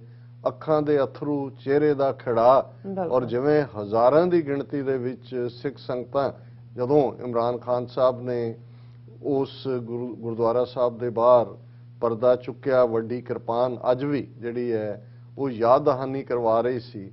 ਔਰ ਇਹ ਇੱਕ ਸੌਖਾ ਕੰਮ ਨਹੀਂ ਸੀ। ਤੁਸੀਂ ਬਿਲਕੁਲ ਠੀਕ ਕਿਹਾ ਕਿ 47 ਦੀ ਵੰਡ, ਰੈੱਡ ਕਲਿਫ ਲਾਈਨ, ਜਿਸ ਨੇ ਜਿਹੜਾ ਜਿੱਥੇ ਅਸੀਂ ਭਰਾ ਇੱਕ ਦੂਸਰੇ ਤੋਂ ਵਿਛੜੇ, ਨਫ਼ਰਤਾਂ ਸਿਖਰਾਂ ਨੂੰ ਪਹੁੰਚੀਆਂ, ਵਹਿਸ਼ਿਆਨਾ ਹਰਕਤਾਂ ਦੋਵੇਂ ਪਾਸੇ ਪੰਜਾਬਾਂ ਦੇ ਵਿੱਚ, ਬੰਗਾਲ ਵੀ ਪ੍ਰਭਾਵਿਤ ਹੋਇਆ, ਬਟ ਵਰਸਟ ਅਸੀਂ ਪੰਜਾਬੀਆਂ ਨੇ ਇੱਕ ਦੂਜੇ ਦੇ ਨਾਲ ਕੀਤਾ। ਲੇਕਿਨ ਉਸ ਦੇ ਨਾਲ ਜਿੱਥੇ ਇੱਕ ਉਜਾੜਾ ਸੀ, ਜਿੱਥੇ ਕਤਲੋਗਾਰਦ ਸੀ, ਉੱਥੇ ਸਿੱਖ ਕੌਮ ਦੇ ਲਈ ਉਸ ਦੌਰ ਦੇ ਵਿੱਚ ਇਹ ਇੱਕ ਬਹੁਤ ਵੱਡਾ ਸੱਲ ਸੀ ਕਿ ਸਾਡੇ ਮੱਕਾ ਤੇ ਮਦੀਨਾ, ਗੁਰੂ ਨਾਨਕ ਸਾਹਿਬ ਦਾ ਜਨਮ ਸਥਾਨ ਨਨਕਾਣਾ ਸਾਹਿਬ, ਕਰਤਾਰਪੁਰ ਸਾਹਿਬ, ਜਿੱਥੇ ਗੁਰੂ ਨਾਨਕ ਸਾਹਿਬ ਨੇ ਆਪਣੀ ਜ਼ਿੰਦਗੀ ਦੇ ਅਖੀਰਲੇ 18 ਸਾਲ ਗੁਜ਼ਾਰੇ, ਜਿਸ ਧਰਤੀ ਤੇ ਉਹਨਾਂ ਨੇ ਹਲ ਚਲਾਇਆ, ਜਿੱਥੇ ਰਾਵੀ ਦੇ ਕੰਢੇ ਪਿਆਰ ਦਾ ਸੰਗੀਤ, ਪਿਆਰ ਦਾ ਗੀਤ, ਪਿਆਰ ਦਾ ਮੈਸੇਜ ਦਿੱਤਾ, ਉਹ ਕੌਮ ਤੋਂ ਵਿਛੜੇ। ਬਾਕੀ ਵੀ 174 ਦੇ ਕਰੀਬ ਇਤਿਹਾਸਕ ਗੁਰਦੁਆਰੇ। ਹੁਣ ਤਾਂ ਅਸੀਂ 75 ਸਾਲ ਬਾਅਦ ਇੱਕ ਡਿਫਰੈਂਟ ਟਾਊਨ 'ਚ ਗੱਲ ਕਰ ਰਹੇ ਹਾਂ। ਉਦੋਂ ਕਿਸੇ ਨੂੰ ਨਹੀਂ ਸੀ ਪਤਾ ਕਿ ਕੀ ਹੋਣਾ। ਬੇਸ਼ੱਕ ਅੱਜ ਵਾਂਗ ਜਿਹੜੀ ਹੈ ਉਹ ਕੰਡਿਆਲੀ ਤਾਰ ਤਾਂ ਨਹੀਂ ਸੀ ਦੋਵਾਂ ਪੰਜਾਬਾਂ ਦੇ ਵਿੱਚ ਲੱਗੀ, ਇੱਧਰ ਉੱਧਰ ਆਣ ਜਾਣ ਕੁਛ ਵਰੇ ਰਿਹਾ, ਲੇਕਿਨ ਨਫ਼ਰਤ ਔਰ ਜਿਸ ਹੱਦ ਤੱਕ ਇੱਕ ਦੂਜੇ ਪਾਸੇ ਜਿਹੜੀ ਹੈ ਉਹ ਜ਼ਿਆਦਤੀਆਂ ਸੀ, ਉਦੋਂ ਲੱਗਦਾ ਨਹੀਂ ਸੀ ਕਿ ਵੀ ਇਹ ਕਿਵੇਂ ਇਹ ਸਾਰੇ ਹਾਲਾਤ ਨਾਰਮਲ ਹੋਣਗੇ। ਔਰ ਉਸ ਦੌਰ ਦੇ ਵਿੱਚ ਸਿੱਖ ਕੌਮ ਨੇ ਆਪਣੀ ਅਰਦਾਸ ਜਿਹੜੀ ਪ੍ਰੇਅਰ 2 ਵੇਲੇ ਦੀ ਰੱਬ ਦੇ ਸਾਹਮਣੇ ਹੁੰਦੀ ਹੈ, ਉਹਦੇ 'ਚ ਇਹ ਲਫ਼ਜ਼ ਜਿਹੜੇ ਨੇ ਸ਼ਾਮਲ ਕੀਤੇ ਕਿ ਹੇ ਅਕਾਲ ਪੁਰਖ। ਹੁਣ ਰੱਬ ਦੇ ਲਈ ਲਫ਼ਜ਼ ਸਿੱਖਾਂ 'ਚ ਵਾਹਿਗੁਰੂ, ਵੰਡਰਫੁਲ ਰੱਬ ਦੇ ਨਾਲ ਅਕਾਲ, ਕਾਲ ਮੌਤ ਨੂੰ ਕਹਿੰਦੇ ਨੇ, ਅਕਾਲ ਹੈ ਜਿਹੜਾ ਮਰਦਾ ਨਹੀਂ। ਔਰ ਇਹ ਦੱਸਣ ਲਈ ਕਿ ਰੱਬ ਕਦੇ ਕਿਸੇ ਦੇ ਘਰ ਨਹੀਂ ਜੰਮਦਾ ਹੈ, ਰੱਬ ਜਿਹੜਾ ਹੈ ਉਹ ਰੱਬ ਹੈ, ਉਸ ਦਾ ਕੋਈ ਜਿਹੜਾ ਉਹ ਸ਼ਰੀਕ ਨਹੀਂ ਹੈ। ਹੇ ਅਕਾਲ ਪੁਰਖ ਆਪਣੇ ਪੰਥ ਦੇ ਸਦਾ ਸਹਾਈ ਦਾਤਾਰ ਜੀਓ, ਹੇ ਨਿਰੰਕਾਰ, ਹੇ ਵਾਹਿਗੁਰੂ। ਸ਼੍ਰੀ ਨਨਕਾਣਾ ਸਾਹਿਬ ਤੇ ਹੋਰ ਗੁਰਦੁਆਰਿਆਂ ਗੁਰਧਾਮਾਂ ਜਿਨ੍ਹਾਂ ਤੋਂ ਪੰਥ ਨੂੰ ਵਿਛੋੜਿਆ ਗਿਆ ਹੈ, ਤਿਨਾਂ ਦੇ ਖੁੱਲੇ ਦਰਸ਼ਨ ਦੀਦਾਰ ਤੇ ਸੇਵਾ ਸੰਭਾਲ ਦਾ ਦਾਨ ਆਪਣੇ ਪਿਆਰੇ ਖਾਲਸਾ ਜੀ ਨੂੰ ਬਖਸ਼ੋ। ਕਿ ਹੇ ਅਕਾਲ ਪੁਰਖ ਰਹਿਮਤ ਕਰੋ, ਅਸੀਂ ਆਪਣੇ ਉਹਨਾਂ ਇਤਿਹਾਸਕ ਮੁਕਾਮਾਂ ਦੀ ਜਿੱਥੇ ਗੁਰੂਆਂ ਦੀ ਚਰਨ ਛੋਹ ਹੈ, ਉਸ ਪਵਿੱਤਰ ਮਿੱਟੀ ਨੂੰ, ਉਸ ਪਾਕ ਮਿੱਟੀ ਨੂੰ ਆਪਣੇ ਮੱਥੇ ਤੇ ਲਾ ਸਕੀਏ। ਹੁਣ ਇਹ ਅਰਦਾਸ ਕਰੋੜਾਂ ਸਿੱਖ, 2 ਕਰੋੜ ਤੋਂ ਜ਼ਿਆਦਾ ਸਿੱਖਾਂ ਦੀ ਆਬਾਦੀ 2 ਵੇਲੇ ਕਰਦੀ ਰਹੀ। ਔਰ ਮੈਂ ਸਮਝਦਾ ਵੀ ਜਦੋਂ ਤੁਸੀਂ ਦੁਆ ਕਰਦੇ ਹੋ, ਤੁਸੀਂ ਤਾਂ ਦੁਆ ਗੋ ਹੁੰਦੇ ਹੋ, ਅਰਜ਼ ਕਰਦੇ ਹੋ, ਰਿਕੁਐਸਟ ਕਰਦੇ ਹੋ। ਮੰਨਣਾ ਜਾਂ ਨਾ ਮੰਨਣਾ ਇਹ ਤਾਂ ਜਿਹਦੇ ਸਾਹਮਣੇ ਅਰਜ਼ ਕਰ ਰਹੇ ਹੋ। ਬਾਕੀ ਵਹੀਕਲ ਕੌਣ ਬਣਦਾ ਹੈ, ਕਿਹਦੇ ਰਾਹੀਂ ਇਹ ਹੁੰਦਾ ਹੈ, ਇਹ ਅਸੀਂ ਸਮਝਦੇ ਹਾਂ ਕਿ ਇਹ ਇਮਰਾਨ ਖਾਨ, ਜਨਰਲ ਬਾਜਵਾ, ਇਹ ਉਹਨਾਂ ਨੂੰ ਸ਼ਰਫ ਹਾਸਲ ਹੋਇਆ ਹੈ, ਰੱਬ ਨੇ ਉਹਨਾਂ ਨੂੰ ਇਹ ਮਾਣ ਦਿੱਤਾ ਹੈ। ਹਾਲਾਂ ਇਸ ਪ੍ਰੋਜੈਕਟ ਦੇ ਉੱਤੇ, ਕਰਤਾਰਪੁਰ ਸਾਹਿਬ ਕੋਰੀਡੋਰ ਦੇ ਉੱਤੇ, ਤਾਂ ਜਦੋਂ ਲਗਭਗ 1998-99 ਚ ਪਾਕਿਸਤਾਨ ਸਿੱਖ ਗੁਰਦੁਆਰਾ ਪ੍ਰਬੰਧਕ ਕਮੇਟੀ ਹੋਣ ਦੇ ਵਿੱਚ ਆਂਦੀ ਹੈ, ਉਸ ਤੋਂ ਹੀ ਕੰਮ ਸ਼ੁਰੂ ਹੋ ਗਿਆ ਸੀ ਔਰ ਪਲੈਨਿੰਗ ਚੱਲ ਰਹੀ ਸੀ। ਲੇਕਿਨ ਜਿਵੇਂ ਰਿਕਾਰਡ 10 ਮਹੀਨੇ ਦੇ ਵਕਤ ਦੇ ਵਿੱਚ ਇਹ ਪ੍ਰੋਜੈਕਟ ਮੁਕੰਮਲ ਹੋਇਆ, ਔਰ ਇਸ ਗੱਲ ਨੂੰ ਇਹਦੇ ਬਾਵਜੂਦ ਕਿ ਭਾਰਤੀ ਹਕੂਮਤ ਨੇ ਪੈਰ ਤੇ ਰੁਕਾਵਟਾਂ ਖੜੀਆਂ ਕੀਤੀਆਂ, ਪਰ ਇਹਨਾਂ ਦਾ ਵੀ ਇਹ ਧਈਆ ਸੀ ਕਿ ਇਹਨੂੰ ਗੁਰੂ ਨਾਨਕ ਸਾਹਿਬ ਦੇ ਤੋਂ 550 ਸਾਲ ਜਿਹੜੀ ਖਾਸ ਅਹਿਮੀਅਤ ਦੇ ਨਾਲ ਇਸ ਦਿਨ ਨੂੰ ਦੁਨੀਆ ਭਰ 'ਚ ਸੈਲੀਬ੍ਰੇਟ ਕੀਤਾ ਜਾ ਰਿਹਾ ਸੀ, ਇਸ ਨੂੰ ਓਪਨ ਕਰਨਾ ਹੈ। ਔਰ ਮੈਂ ਪਿਛਲੇ ਦਿਨਾਂ 'ਚ ਸੋਹਣੀ ਧਰਤ ਪਾਕਿਸਤਾਨ ਦੀ ਬ੍ਰਿਟਿਸ਼ ਕੋਲੰਬੀਆ ਤੋਂ ਰੇਡੀਓ ਪ੍ਰੋਗਰਾਮ ਟੀਵੀ ਹੈ ਉਹਨਾਂ ਦਾ, ਰਿਪਬਲਿਕ ਟੀਵੀ, ਉਸ ਦੇ ਉੱਤੇ ਇੰਟਰਵਿਊ ਸੀ ਤੇ ਉਹਨਾਂ ਦੇ ਜਿਹੜੇ ਤਾਰਿਕ ਕਿਆਨੀ ਉਹਨਾਂ ਦੇ ਹੋਸਟ ਨੇ, ਤੇ ਉਹ ਗੱਲ ਕਰਤਾਰਪੁਰ ਸਾਹਿਬ ਦੇ ਲਾਂਘੇ ਦੀ ਚੱਲੀ। ਮੈਂ ਤਾਂ ਸ਼ੁਕਰੀਆ ਅਦਾ ਕੀਤਾ ਪਾਕਿਸਤਾਨੀ ਆਵਾਮ ਔਰ ਹਕੂਮਤ ਦਾ, ਤੇ ਉਹਨਾਂ ਨੇ ਕਿਹਾ ਕਿ ਜੀ ਮੇਰੀ ਜਿਹੜੇ ਉਸ ਪ੍ਰੋਜੈਕਟ ਨੂੰ ਹੈੱਡ ਕਰ ਰਹੇ ਇੰਜੀਨੀਅਰ ਸੀ, ਉਹਨਾਂ ਦੇ ਨਾਲ ਗੱਲ ਹੋਈ ਕਿ ਵੀ ਸਾਡੇ ਮੁਲਕਾਂ 'ਚ ਤਾਂ ਪ੍ਰੋਜੈਕਟ ਸ਼ੁਰੂ ਹੋ ਕੇ ਕਈ ਦਹਾਕੇ ਨਹੀਂ ਮੁੱਕਦੇ ਹੈ, ਇਹ 10 ਮਹੀਨੇ ਦੇ ਪੀਰੀਅਡ 'ਚ ਇੰਨਾ ਵੱਡਾ ਪਲਾਨ, ਇੰਨਾ ਜ਼ਬਰਦਸਤ। ਤੇ ਕਹਿੰਦੇ ਵੀ ਉਹਨਾਂ ਨੇ ਇਹ ਕਿਹਾ ਕਿ ਜੀ ਵਾਕਿਆ ਹੀ ਇਹ ਇੱਕ ਮੌਜਜ਼ਾ ਹੀ ਸੀ। ਉਹਨਾਂ ਨੇ ਕਿਹਾ ਵੀ 24 ਆਵਰ ਰਾਉਂਡ ਦਾ ਕਲੌਕ ਕੰਮ ਚੱਲ ਰਿਹਾ ਸੀ। ਉਹਨਾਂ ਨੇ ਕਿਹਾ ਵੀ ਜਿਹੜੀ ਲੇਬਰ ਅਦਰਵਾਈਜ਼ ਕੰਮ ਚੋਰ ਹੁੰਦੀ ਹੈ, ਉਹ ਦੇਖਦੇ ਨੇ ਕਿ ਵੀ ਕਿਵੇਂ ਖੱਬੇ ਸੱਜੇ ਹੋਇਆ ਜਾਏ, ਕਿ ਵੀ ਕਿਸੇ ਨੇ ਛੁੱਟੀ ਨਹੀਂ ਮੰਗੀ, ਉਹ ਇਵੇਂ ਮੁਹੱਬਤ ਨਾਲ ਬਣਾ ਰਹੇ ਸੀ ਜਿਵੇਂ ਆਪਣਾ ਘਰ ਬਣ ਰਿਹਾ ਸੀ ਉਹਨਾਂ ਦਾ। ਸੋ ਮੈਂ ਸਮਝਦਾ ਹਾਂ ਕਿ ਇਹ ਸੱਚਮੁੱਚ ਹੀ ਜੇ ਕੋਰੀਡੋਰ ਆਫ ਲਵ ਇਸ ਨੂੰ ਯੂਨਾਈਟਿਡ ਨੇਸ਼ਨਸ ਦੇ ਸੈਕਟਰੀ ਜਨਰਲ ਐਂਟੋਨੀਓ ਗੁਟਰਸ ਨੇ ਉੱਥੇ ਖਲੋ ਕੇ ਕਿਹਾ, ਤੇ ਸੱਚਮੁੱਚ ਹੀ ਇਹ ਕੋਰੀਡੋਰ ਆਫ ਲਵ ਹੈ। ਅਨਫੋਰਚੂਨੇਟਲੀ ਜਿਨ੍ਹਾਂ ਦੇ ਨਾਲ ਸਿੱਖ ਕੌਮ ਦਾ ਵਾਹ ਪਿਆ ਭਾਰਤੀ ਹਕੂਮਤ, ਉਹਨਾਂ ਤੋਂ ਇਹ ਜਰਿਆ ਨਹੀਂ ਗਿਆ। 9 ਨਵੰਬਰ 2019 ਨੂੰ ਕੋਰੀਡੋਰ ਖੁੱਲ੍ਹਦਾ ਹੈ ਔਰ ਮਾਰਚ ਤੱਕ ਪਹੁੰਚਦੇ ਆ 70,000 ਤੋਂ ਜ਼ਿਆਦਾ ਸਿੱਖ ਯਾਤਰੀ ਬੜੀਆਂ ਰੈਸਟ੍ਰਿਕਸ਼ਨਸ ਪਾਬੰਦੀਆਂ ਇਹ ਉਹ ਲਾ ਕੇ ਵੀ ਜਿਹੜੀ ਉੱਥੋਂ ਆ ਜਾਂਦੇ ਨੇ, ਔਰ ਉਹ ਫਿਰ 70,000 ਦੇ 70,000 ਜਿਹੜੇ ਨੇ ਉਹ ਐਂਬੈਸਡਰ ਆਫ ਲਵ ਬਣਦੇ ਨੇ ਫॉर ਪਾਕਿਸਤਾਨ। ਹਕੂਮਤ ਘਬਰਾਉਂਦੀ ਹੈ ਕਿ ਇਹ ਕੀ, ਅਸੀਂ ਤਾਂ 75 ਸਾਲ ਨਫ਼ਰਤ ਪਰੋਸਦੇ ਰਹੇ। ਔਰ ਉਹਨਾਂ ਨੇ ਜਿਉਂ ਹੀ ਕੋਵਿਡ ਜਿਹੜਾ ਦਾ ਬਹਾਨਾ ਬਣਾ ਕੇ ਮਾਰਚ 2019 ਦੇ ਵਿੱਚ ਇਹ 2020 ਦੇ ਵਿੱਚ ਇਹਨੂੰ ਬੰਦ ਕਰ ਦਿੱਤਾ ਜਾਂਦਾ ਹੈ। ਔਰ ਅੱਜ ਅਸੀਂ 10 ਨਵੰਬਰ ਨੂੰ ਗੱਲ ਕਰ ਰਹੇ ਹਾਂ ਕਿਉਂਕਿ 9 ਨਵੰਬਰ ਕੱਲ ਦਾ ਦਿਨ 2 ਸਾਲ ਪੂਰੇ ਹੋ ਗਏ ਸੀ।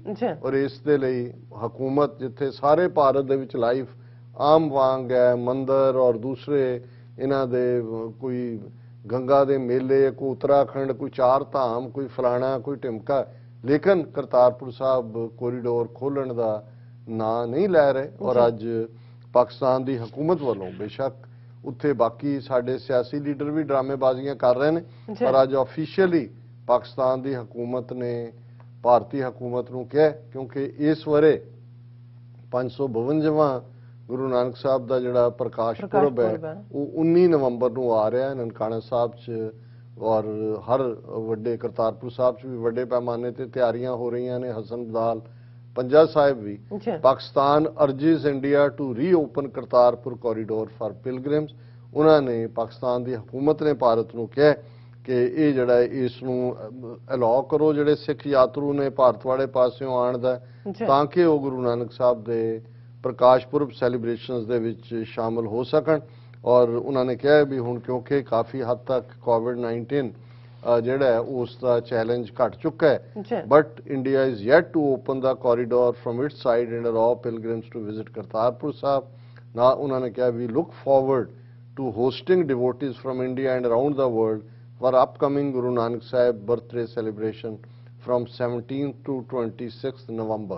ਹਾਲਾਂ 19 ਨਵੰਬਰ ਨੂੰ ਹੈ, ਲੇਕਿਨ ਇਹ ਜਿਹੜਾ ਆਂਦੇ ਨੇ ਜਥੇ ਉਹਨਾਂ ਨੂੰ ਫਿਰ ਬਾਕੀ ਗੁਰਦੁਆਰਿਆਂ 'ਚ ਵੀ ਲਿਜਾਇਆ ਜਾਂਦਾ ਹੈ। ਸੋ ਆਲਮੋਸਟ ਉਹਨਾਂ ਦਾ 10 ਦਿਨ ਦਾ ਟ੍ਰਿਪ ਹੈ। ਔਰ ਉਹਨਾਂ ਨੇ ਕਿਹਾ ਕਿ Pakistan expects that India in the spirit of cooperation would allow pilgrims to travel through the corridor to visit Kartarpur Sahib। ਔਰ ਅਸੀਂ ਸਮਝਦੇ ਹਾਂ ਕਿ ਪਾਕਿਸਤਾਨ ਨੇ with all its sincerity ਇਸ ਨੂੰ ਬਣਾਇਆ ਵੀ। ਉਹਨਾਂ ਨੇ ਕਿਸ ਕਿਸਮ ਦਾ ਜਿਹੜਾ ਵਿਰੋਧ ਕੀਤਾ ਔਰ ਵਿਰੋਧ ਕਰਾਉਣ ਦੇ ਵਿੱਚ ਬਾਦਲਾਂ ਦਾ ਟੱਬਰ ਅੱਗੇ ਕੀਤਾ ਹੋਇਆ ਸੀ। ਇਹਨਾਂ ਦਾ ਜਿਹੜਾ ਪੇਡ ਜਿਹੜਾ ਏਜੰਟ ਹੈ ਕੈਪਟਨ ਅਮਰਿੰਦਰ, ਔਰ ਕੈਪਟਨ ਅਮਰਿੰਦਰ ਦਾ ਜਿਹੜਾ ਉਹਦੇ ਵੱਲੋਂ ਲਾਇਆ ਹੋਇਆ ਪੰਜਾਬ ਦਾ ਡੀਜੀਪੀ ਪੁਲਿਸ ਸੀ ਦਿਨਕਰ ਗੁਪਤਾ, ਉਹਨੇ ਕਿਹਾ ਜੀ ਉਹ ਬਹੁਤ ਖਤਰਨਾਕ ਕਰਤਾਰਪੁਰ ਕੋਰੀਡੋਰ, ਇਹ ਤਾਂ ਸਵੇਰੇ ਜੇ ਜਾਏਗਾ ਕੋਈ ਯਾਤਰੂ ਸ਼ਾਮ ਤੱਕ ਦਹਿਸ਼ਤਗਰਦ ਬਣ ਕੇ ਆਏਗਾ। 8 ਘੰਟੇ 'ਚ ਉਹਨੂੰ ਪੂਰਾ ਟ੍ਰੇਨ ਕੀਤਾ ਜਾ ਸਕਦਾ, ਬੰਬ ਅਸੈਂਬਲ ਕਿਵੇਂ ਕਰਨੇ ਨੇ, ਗੋਲੀ ਕਿਵੇਂ ਚਲਾਣੀ ਹੈ, ਔਰ ਉਹਨਾਂ ਨੂੰ ਸ਼ੂਟਿੰਗ ਰੇਂਜ ਤੇ ਲਿਆ ਕੇ, ਯਾਨੀ ਹਰ ਰੁਕਾਵਟ। ਔਰ ਜਿਵੇਂ ਮੈਂ ਸਮਝਦਾ ਕਿ ਮੁਅੱਜ਼ਜ਼ੇ ਹੁੰਦੇ ਨੇ ਇਸਲਾਮ 'ਚ ਵੀ, ਇਸ ਦਾ ਇੱਕ ਆਪਣਾ ਜਿਹੜਾ ਉਹ ਤਸੱਵੁਰ ਹੈ। ਅਸੀਂ ਸਮਝਦੇ ਹਾਂ ਕਿ ਇਹੀ ਮੁਅੱਜ਼ਜ਼ਾ ਸੀ ਕਿ ਇੰਨੀਆਂ ਰੁਕਾਵਟਾਂ ਦੇ ਬਾਵਜੂਦ ਹਿੰਦੁਸਤਾਨੀ ਹਕੂਮਤ ਦੇ ਬਾਬੇ ਨਾਨਕ ਦਾ ਐਸਾ ਇਹ ਕਰਮ ਹੋਇਆ ਕਿ ਇਹ ਕੋਰੀਡੋਰ ਖੁੱਲਿਆ। ਹੁਣ ਵੀ ਇਹਨਾਂ ਨੂੰ ਖੋਲਣਾ ਪਏਗਾ ਔਰ ਉਹ ਧਰਤੀ ਹੈ। ਔਰ ਅਸੀਂ ਬਹੁਤ ਸਾਰੇ ਸਾਡੇ ਪਾਕਿਸਤਾਨੀ ਵੀਰ ਵੀ ਜਿਹੜੇ TV 84 ਨਾਲ ਜੁੜੇ ਹੋਏ ਨੇ, ਉਹਨਾਂ ਨੇ ਯਕੀਨੀ ਬਣਾਇਆ, ਉਹ ਗਏ ਔਰ ਉਹਨਾਂ ਨੇ ਵੀ ਆਪਣੇ ਜੋ ਪ੍ਰਭਾਵ ਦਿੱਤੇ ਕਿ ਭਾਈ ਉੱਥੇ ਉਹ ਕਿਵੇਂ ਮਹਿਸੂਸ ਕਰਦੇ ਨੇ। ਸਾਡੀ ਖਾਲਿਸਤਾਨੀ ਤਹਿਰੀਕ ਦੇ ਬਾਨੀਆਂ 'ਚੋਂ ਲਗਭਗ 4 ਦਹਾਈਆਂ ਤੋਂ ਜਿਹੜੇ ਜਲਾਵਤਨੀ 'ਚ ਨੇ, ਸਰਦਾਰ ਗਜਿੰਦਰ ਸਿੰਘ ਦਲ ਖਾਲਸਾ, ਉਹਨਾਂ ਨੇ ਅੱਜ ਇੱਕ ਤਸਵੀਰ ਪਾ ਕੇ ਕਰਤਾਰਪੁਰ ਸਾਹਿਬ ਦੀ, ਔਰ ਉਸ ਦੇ ਉੱਤੇ ਉਹਨਾਂ ਨੇ 4 ਲਾਈਨਾਂ ਜਿਹੜੀਆਂ ਨੇ ਕਹੀਆਂ ਨੇ ਕਿ ਭਾਈ ਉੱਥੇ ਕੀ ਮਹਿਸੂਸ ਹੁੰਦਾ ਹੈ। ਉਹਨਾਂ ਨੇ ਕਿਹਾ ਕਿ ਗੁਰੂ ਨਾਨਕ ਸਾਹਿਬ ਦੀ ਚਰਨ ਛੋਹ ਵਾਲੀ ਮਿੱਟੀ, ਕਰਤਾਰਪੁਰ ਸਾਹਿਬ ਦੇ ਹਵਾਲੇ ਨਾਲ ਜਦੋਂ ਕਦੇ ਵੀ ਕਰਤਾਰਪੁਰ ਸਾਹਿਬ ਦੇ ਦਰਸ਼ਨ ਦਿਦਾਰੇ ਦਾ ਮੌਕਾ ਮਿਲਿਆ, ਇਹ ਸੋਚ ਕੇ ਹੀ ਇੱਕ ਅਲੌਕਿਕ ਖੁਸ਼ੀ ਮਿਲਦੀ ਰਹੀ ਕਿ ਅੱਜ ਜਿੱਥੇ ਮੈਂ ਖੜਾ ਹਾਂ, ਇਸ ਮਿੱਟੀ ਨੂੰ ਕਦੇ ਗੁਰੂ ਨਾਨਕ ਸਾਹਿਬ ਦੇ ਚਰਨਾਂ ਦੀ ਛੋਹ ਨਸੀਬ ਹੋਈ। ਜੀ। ਔਰ ਇੱਕ ਦਿਨ ਨਹੀਂ, 18 ਸਾਲ ਉਸ ਧਰਤੀ ਦੇ ਉੱਤੇ ਗੁਰੂ ਨਾਨਕ ਸਾਹਿਬ ਉਹਨਾਂ ਖੇਤਾਂ ਦੇ ਵਿੱਚ ਉਹਨਾਂ ਦਾ ਮੁੜਕਾ ਵਗਦਾ ਹੈ। ਉੱਥੇ ਬਾਬਾ ਨਾਨਕ ਰੱਬ ਦੇ ਪਿਆਰ ਦੀ ਸੱਧ ਗਾਉਂਦੇ ਨੇ, ਉੱਥੇ ਹਿੰਦੂ ਔਰ ਮੁਸਲਮਾਨ ਦਾ ਤਫਰਕਾ ਮਿਟ ਜਾਂਦਾ ਹੈ। ਔਰ ਅੱਜ ਵੀ ਕਰਤਾਰਪੁਰ ਸਾਹਿਬ ਦੇ ਉਸ ਪਵਿੱਤਰ ਮੁਕਾਮ ਦੇ ਉੱਤੇ ਇੱਕ ਪਾਸੇ ਗੁਰੂ ਨਾਨਕ ਸਾਹਿਬ ਦੀ ਸਮਾਧ ਹੈ, ਇੱਕ ਪਾਸੇ ਉਹਨਾਂ ਦੀ ਯਾਦ ਦੇ ਵਿੱਚ ਜਿਹੜਾ ਹੈ ਉਹ ਦਰਗਾਹ ਹੈ, ਕਿਉਂਕਿ ਉਹਨਾਂ ਦੇ ਜਾਣ ਤੋਂ ਬਾਅਦ ਉਹੀ ਰਹਿ ਗਏ ਫੁੱਲ ਤੇ ਚਾਦਰ। ਦੋਨਾਂ ਹੀ ਫਾਲੋਅਰਸ ਨੇ, ਹਿੰਦੂਆਂ ਨੇ ਮੁਸਲਮਾਨਾਂ ਨੇ ਵੰਡੀ। ਔਰ ਇਹੀ ਸੀ ਪੰਜਾਬ ਦੀਆਂ ਲੋਕ ਬੋਲੀਆਂ ਦੇ ਵਿੱਚ ਇਹ ਬੋਲੀ ਕਿ ਬਾਬਾ ਨਾਨਕ ਸ਼ਾਹ ਫਕੀਰ, ਸਿੱਖ ਕਾ ਗੁਰੂ ਮੁਸਲਮਾਨ ਕਾ ਪੀਰ। ਹੁਣ ਗੁਰੂ ਨਾਨਕ ਸ਼ਾਹ ਵੀ ਨੇ, ਫਕੀਰ ਵੀ ਨੇ, ਕਿਉਂਕਿ ਫਕੀਰ ਸ਼ਾਹ ਦੇ ਸ਼ਾਹ ਹੁੰਦੇ ਨੇ ਕਿ ਫਕੀਰਾਂ ਦੇ ਸਾਹਮਣੇ, ਜਿਵੇਂ ਮੈਂ ਅਲਾਮਾ ਇਕਬਾਲ ਦੀ ਗੱਲ ਕਰਦੇ ਹਾਂ ਕਿਹਾ ਕਿ ਭਾਈ ਉਹਦੀ ਇੱਕ ਫਕਰ ਦੀ ਨਿਗਾਹ ਦੇ ਸਾਹਮਣੇ ਉਹ ਸ਼ਾਨੇ ਸਿਕੰਦਰੀ ਕਿਆ ਹੈ, ਕੀ ਨੇ ਉੱਥੇ ਸ਼ਾਨ ਸਿਕੰਦਰਾਂ ਦੀ ਸ਼ਾਨ। ਔਰ ਸਰ ਗਜਿੰਦਰ ਸਿੰਘ ਕਹਿੰਦੇ ਨੇ ਕਿ ਮੈਂ ਇਹ ਮਹਿਸੂਸ ਕਰਦਾ ਕਿ ਗੁਰੂ ਨਾਨਕ ਸਾਹਿਬ ਇੱਥੇ ਤੁਰਦੇ ਫਿਰਦੇ ਰਹੇ ਹੋਣਗੇ, ਗੁਰੂ ਨਾਨਕ ਸਾਹਿਬ ਕਦੇ ਇੱਥੇ ਹਲ ਚਲਾਉਂਦੇ ਰਹੇ ਹੋਣਗੇ, ਖੇਤ ਵਾਹੁੰਦੇ ਰਹੇ ਹੋਣਗੇ, ਇੱਥੇ ਉਹਨਾਂ ਦੀਆਂ ਬੀਜੀਆਂ ਫਸਲਾਂ ਲਹਿ ਲਹਾਈਆਂ ਹੋਣਗੀਆਂ, ਲੰਗਰ ਲੱਗੇ ਹੋਣਗੇ। ਕੀ ਇਹ ਛੋਟੀ ਖੁਸ਼ੀ ਹੈ ਕਿ ਤੁਸੀਂ ਉਸ ਧਰਤੀ ਦੀ ਮਿੱਟੀ ਨੂੰ ਛੋਹ ਸਕੋ ਜਿਸ ਨੂੰ ਗੁਰੂ ਨਾਨਕ ਸਾਹਿਬ ਦੀ ਚਰਨ ਛੋਹ ਪ੍ਰਾਪਤ ਸੀ, ਤੁਸੀਂ ਉਸ ਹਵਾ ਵਿੱਚ ਸਾਹ ਲੈ ਸਕੋ ਜਿਸ ਵਿੱਚ ਕਦੇ ਗੁਰੂ ਨਾਨਕ ਪਾਤਸ਼ਾਹ ਦੇ ਸਾਹਾਂ ਦੀ ਖੁਸ਼ਬੂ ਬਿਖਰਦੀ ਰਹੀ ਹੈ। ਇਹ ਉਹ ਖੁਸ਼ੀ ਹੈ ਜਿਸ ਦਾ ਕਿਸੇ ਹੋਰ ਖੁਸ਼ੀ ਨਾਲ ਕੋਈ ਮੁਕਾਬਲਾ ਹੀ ਨਹੀਂ ਹੈ। ਗੁਰੂ ਨਾਨਕ ਸਾਹਿਬ ਦੀ ਚਰਨ ਛੋਈ ਮਿੱਟੀ ਨੂੰ ਛੂਹਣ ਵਿੱਚ ਇੱਕ ਵੱਖਰਾ ਹੀ ਸਰੂਰ ਹੈ। ਔਰ ਇਹ ਮੈਂ ਸਮਝਦਾ ਹਾਂ ਕਿ ਬੇਸ਼ੱਕ ਜਿਹੜਾ ਦੁਸ਼ਮਣ ਹੈ ਉਹ ਇੱਕ ਆਪਣੇ ਦਾਅ ਤੇ ਹੁੰਦਾ ਹੈ, ਉਹਨਾਂ ਨੇ ਆਪਣੇ ਵੱਲੋਂ ਇਹ ਸਮਝਿਆ ਕਿ ਭਾਈ ਇਸ ਨੂੰ ਅਸੀਂ ਕੰਡਿਆਲੀ ਤਾਰ ਦੇ ਨਾਲ ਪਹਿਲਾਂ ਦੋਨਾਂ ਪੰਜਾਬਾਂ ਦੇ ਵਿੱਚ ਇੱਕ ਵਿੱਥ ਖੜੀ ਕਰਕੇ ਉਸ ਨੂੰ ਵੰਡਿਆ, ਫਿਰ ਨਫ਼ਰਤ ਫੈਲਾਈ, ਫਿਰ ਜੰਗਾਂ ਭਰਪਾ ਕੀਤੀਆਂ ਤਾਂ ਕਿ ਪੰਜਾਬ ਦੇ ਨੂੰ ਤਬਾਹ ਕੀਤਾ ਜਾ ਸਕੇ। ਫਿਰ ਸਿੱਖ ਕੌਮ ਦੇ ਉੱਤੇ ਸਿੱਧੇ ਤੌਰ ਤੇ ਜੂਨ 84 ਦੇ ਪਹਿਲੇ ਹਫ਼ਤੇ ਟੈਂਕਾਂ ਤੋਪਾਂ ਨਾਲ ਹਮਲਾ ਕਰਕੇ ਮੁਕੱਦਸ, ਜਿਸ ਨੂੰ ਹਰਿੰਦਰ ਸਿੰਘ ਮਹਿਬੂਬ ਨੇ ਕਿਹਾ ਕਿ ਉਹ ਸਾਈਂ ਮੀਆਂ ਮੀਰ ਦਾ ਰੱਖਿਆ ਸੰਗੇ ਬੁਨਿਆਦ ਵਾਲਾ ਹਰਮੰਦਰ, ਉਹਨਾਂ ਦਾ ਲਹੂ ਵੀਟਿਆ ਔਰ ਉਸ ਨਫ਼ਰਤ ਨੂੰ ਵੈਰੀਆਂ ਕੱਢ ਵਿਖਾਲਿਆ। 5 ਸਦੀਆਂ ਦਾ ਵੈਰ, ਇੱਕ ਤੋਂ ਬਾਅਦ ਇੱਕ ਸਿੱਖਾਂ ਦੀ ਨਸਲਕੁਸ਼ੀ, ਔਰ ਹੁਣ ਗੁਰੂ ਗ੍ਰੰਥ ਸਾਹਿਬ ਦੀ ਬੇਹੁਰਮਤੀ ਦੀਆਂ ਸੈਂਕੜੇ ਘਟਨਾਵਾਂ 2015 ਤੋਂ ਬਾਅਦ। ਇਹਦੇ ਬਾਵਜੂਦ ਇਸ ਗੱਲ ਦਾ ਧਿਆਨ ਰਹੇ ਕਿ ਉਸ ਸਰਹੱਦ ਦੇ ਉੱਤੇ ਕਰਤਾਰਪੁਰ ਦੀ ਉਸ ਪਵਿੱਤਰ ਮੁਕੱਦਸ ਧਰਤੀ ਦੇ ਉੱਤੇ ਬੈਠੇ ਗੁਰੂ ਨਾਨਕ ਇਹ ਮੈਸੇਜ ਦੇ ਰਹੇ ਨੇ ਕਿ ਕੋਈ ਵੀ ਕਦੇ ਵੀ ਝੂਠ ਕੂੜ ਜਿੱਤਦਾ ਨਹੀਂ ਹੈ। ਕੂੜ ਨਿਖੁੱਟੈ ਨਾਨਕਾ, ਓੜਕ ਸੱਚ ਰਹੀ। ਅਲਟੀਮੇਟਲੀ ਕੂੜ ਹਾਰਦਾ ਹੈ, ਕੂੜ ਦੀ ਡਿਫੀਟ ਹੁੰਦੀ ਹੈ, ਸੱਚ ਜਿੱਤਦਾ। ਤੇ ਗੁਰੂ ਨਾਨਕ ਸਾਹਿਬ ਦਾ ਸੱਚ, ਜਿਸ ਨੂੰ ਉਹਨਾਂ ਕਿਹਾ ਕਿ ਸੱਚ ਪੁਰਾਣਾ ਨਾ ਥੀਵੇ, ਕਿ ਸੱਚ ਪੁਰਾਣਾ ਨਹੀਂ ਹੁੰਦਾ, ਸੱਚ ਤਾਕਤਵਰ ਹੁੰਦਾ ਹੈ। ਸੱਚ ਇਸ ਕਦਰ ਤਾਕਤਵਰ ਹੁੰਦਾ ਹੈ ਕਿ ਸੱਚ ਦੇ ਸਾਹਮਣੇ ਫਿਰ ਵੱਡੇ ਵੱਡੇ ਸਾਮਰਾਜ ਕੰਬਦੇ ਨੇ, ਵੱਡੇ ਵੱਡੇ ਸਾਮਰਾਜ ਧਰਾਸ਼ਾਹੀ ਹੁੰਦੇ ਨੇ। ਔਰ ਇਹੀ ਗੁਰੂ ਨਾਨਕ ਸਾਹਿਬ ਨੇ ਏਮਨਾਬਾਦ ਸ਼ਹਿਰ ਦੇ ਵਿੱਚ ਖਲੋ ਕੇ ਕਿਹਾ ਸੀ, ਸੱਚ ਕੀ ਬਾਣੀ ਨਾਨਕ ਆਖੈ, ਸੱਚ ਸੁਣਾਏ ਸੀ, ਸੱਚ ਕੀ ਬੇਲਾ। ਸੋ ਬੜੇ ਬੜੇ ਹੁਕਮਰਾਨ ਦਿੱਲੀ ਤਖਤ ਦੇ ਉੱਤੇ ਆਏ, ਜ਼ੁਲਮ ਕੀਤੇ, ਤੁਰ ਗਏ।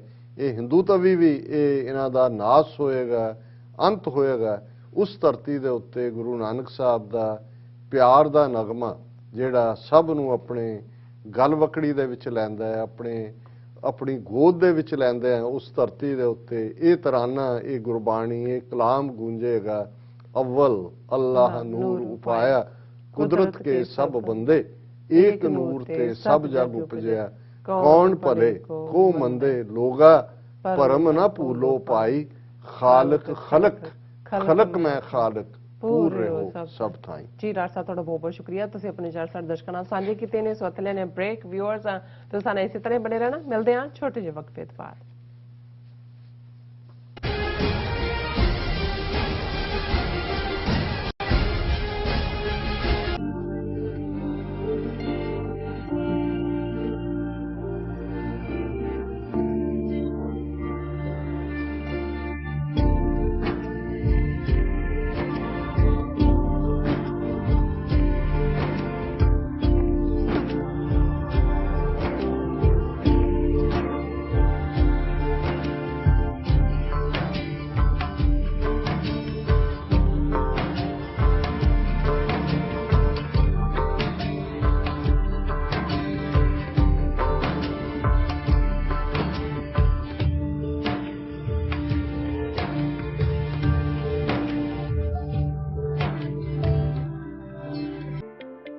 ਸਿਗਨੇਚਰ ਟਰੱਕ ਸਰਵਿਸ ਰਾਊਟ 81 ਉੱਤੇ ਐਗਜ਼ਿਟ 235 ਤੇ ਟਰੱਕਰ ਵੀਰਾਂ ਲਈ 24 ਘੰਟੇ ਰੋਡ ਸਰਵਿਸ ਦੀ ਸੁਵਿਧਾ ਮੌਜੂਦ।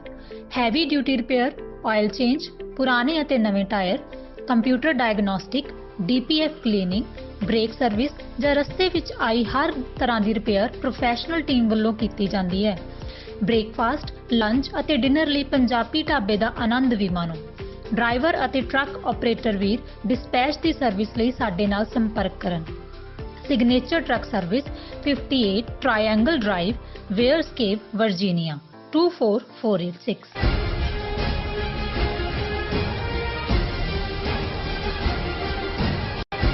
ਦਰਸ਼ਕੋ ਬ੍ਰੇਕ ਤੋਂ ਬਾਅਦ ਤੁਹਾਡਾ ਸਭ ਦਾ ਭਰਪੂਰ ਸਵਾਗਤ ਹੈ। ਸੋ ਵਿਊਅਰਸ ਹੁਣ ਆਪਾਂ ਗੱਲਬਾਤ ਕਰਨ ਜਾ ਰਹੇ ਹਾਂ ਕਿ ਯੂਪੀ ਦੀਆਂ ਵਿਧਾਨ ਸਭਾ ਚੋਣਾਂ ਨੂੰ ਥੋੜਾ ਜਿਹਾ ਜਿਹੜਾ ਵਕਤ ਹੈ ਉਹ ਰਹਿ ਗਿਆ ਹੈ। ਸੋ ਯੂਪੀ ਦਾ ਗੁੰਡਾ ਚੀਫ ਮਿਨਿਸਟਰ ਆਦਿਤਿਆਨਾਥ ਯੋਗੀ ਹਰ ਹੀਲੇ ਵਸੀਲੇ ਇਹ ਚੋਣਾਂ ਜਿਹੜਾ ਹੈ ਜਿੱਤਣਾ ਚਾਹੁੰਦਾ ਹੈ। ਸੋ ਬੀਜੇਪੀ ਦੀ ਜਿੱਤ ਦਾ ਸਿੱਧਾ ਜਿਹਾ ਫਾਰਮੂਲਾ ਹੈ ਕਿ ਮੁਸਲਮਾਨਾਂ ਤੇ ਘੱਟ ਗਿਣਤੀਆਂ ਖਿਲਾਫ ਨਫ਼ਰਤ ਫੈਲਾਉਣਾ, ਸੋ ਭੀੜਾਂ ਨੂੰ ਭੜਕਾ ਕੇ ਫਿਰਕੂ ਦੰਗੇ ਕਰਵਾਉਣਾ, ਹਿੰਦੂਆਂ ਵਿੱਚ ਇੱਕ ਭੈ ਤੇ ਰੋਹ ਪੈਦਾ ਕਰਕੇ ਵੋਟਾਂ ਹਾਸਲ ਕਰਨੀਆਂ। ਸੋ ਯੋਗੀ ਨੇ ਅਯੋਧਿਆ ਵਿੱਚ ਤਕਰੀਰ ਕਰਦਿਆਂ ਕਿਹਾ ਹੈ ਕਿ ਪਹਿਲੀਆਂ ਸਰਕਾਰਾਂ ਮੁਸਲਮਾਨਾਂ ਦੇ ਕਬਰਸਤਾਨਾਂ ਨੂੰ ਸਰਕਾਰੀ ਫੰਡ ਦਿੰਦੀਆਂ ਸਨ ਤੇ ਹੁਣ ਬੀਜੇਪੀ ਦੇ ਰਾਜ ਵਿੱਚ ਕਬਰਸਤਾਨਾਂ ਦੀ ਥਾਂ ਮੰਦਰਾਂ ਨੂੰ ਪੈਸਾ ਦਿੱਤਾ ਜਾ ਰਿਹਾ ਹੈ। ਸੋ ਇਸ ਬਾਰੇ ਆਪਾਂ ਵਿਚਾਰ ਚਰਚਾ ਕਰਨ ਜਾ ਰਹੇ ਹਾਂ। ਸੋ ਅਸੀਂ ਚਾਹਾਂਗੇ ਕਿ ਤੁਸੀਂ ਇਸੇ ਤਰ੍ਹਾਂ ਬਣੇ ਰਹਿਣਾ, ਦੇਖਣ ਸੁਣ ਲਈ ਐਂਡ ਲਿਖਣ ਲਈ ਤੁਹਾਡਾ ਸਭ ਦਾ ਬਹੁਤ ਬਹੁਤ ਸ਼ੁਕਰੀਆ। ਜੀਰਾ ਸਾਹਿਬ ਕੀ ਕਹਿਣਾ ਚਾਹੋਗੇ? ਦੇਖੋ, ਜਿਨ੍ਹਾਂ ਦਾ ਜਨਮ ਹੀ ਨਫ਼ਰਤ ਚੋਂ ਹੁੰਦਾ ਹੈ ਉਹ ਜਿਉਂਦੇ ਵੀ ਨਫ਼ਰਤ 'ਚ ਨੇ, ਖਾਂਦੇ ਵੀ ਨਫ਼ਰਤ ਨੇ, ਬਿਲਕੁਲ ਸਾਹ ਵੀ ਨਫ਼ਰਤ 'ਚ ਲੈਂਦੇ ਨੇ ਤੇ ਉਹਨਾਂ ਦਾ ਐਂਡ ਵੀ ਫਿਰ ਨਫ਼ਰਤ ਦੇ ਵਿੱਚ ਹੁੰਦਾ ਹੈ। ਜੀ ਔਰ ਇਸੇ ਥਾਟ ਨੂੰ ਹੀ ਤੋੜਦੇ ਆ ਸ਼ਾਇਦ ਜਦੋਂ ਜੀਸਸ ਕ੍ਰਾਈਸਟ ਦੀ ਇਹ ਕੋਟ ਕਹੀ ਜਾਂਦੀ ਹੈ ਕਿ ਦੋਜ਼ ਹੂ ਲਿਵ ਬਾਈ ਦਾ ਸੌਰਡ ਡਾਈ ਬਾਈ ਦਾ ਸੌਰਡ। ਮਤਲਬ ਇਹ ਹੈ ਕਿ ਜਿਹੜਾ ਤਲਵਾਰ ਦੇ ਜ਼ੋਰ ਨਾਲ ਮਤਲਬ ਜ਼ੁਲਮ ਦੇ ਨਾਲ ਜਿਉਂਦੇ ਨੇ, ਅਲਟੀਮੇਟਲੀ ਉਹੀ ਜ਼ੁਲਮ ਉਹਨਾਂ ਨੂੰ ਖਾ ਜਾਂਦਾ ਹੈ।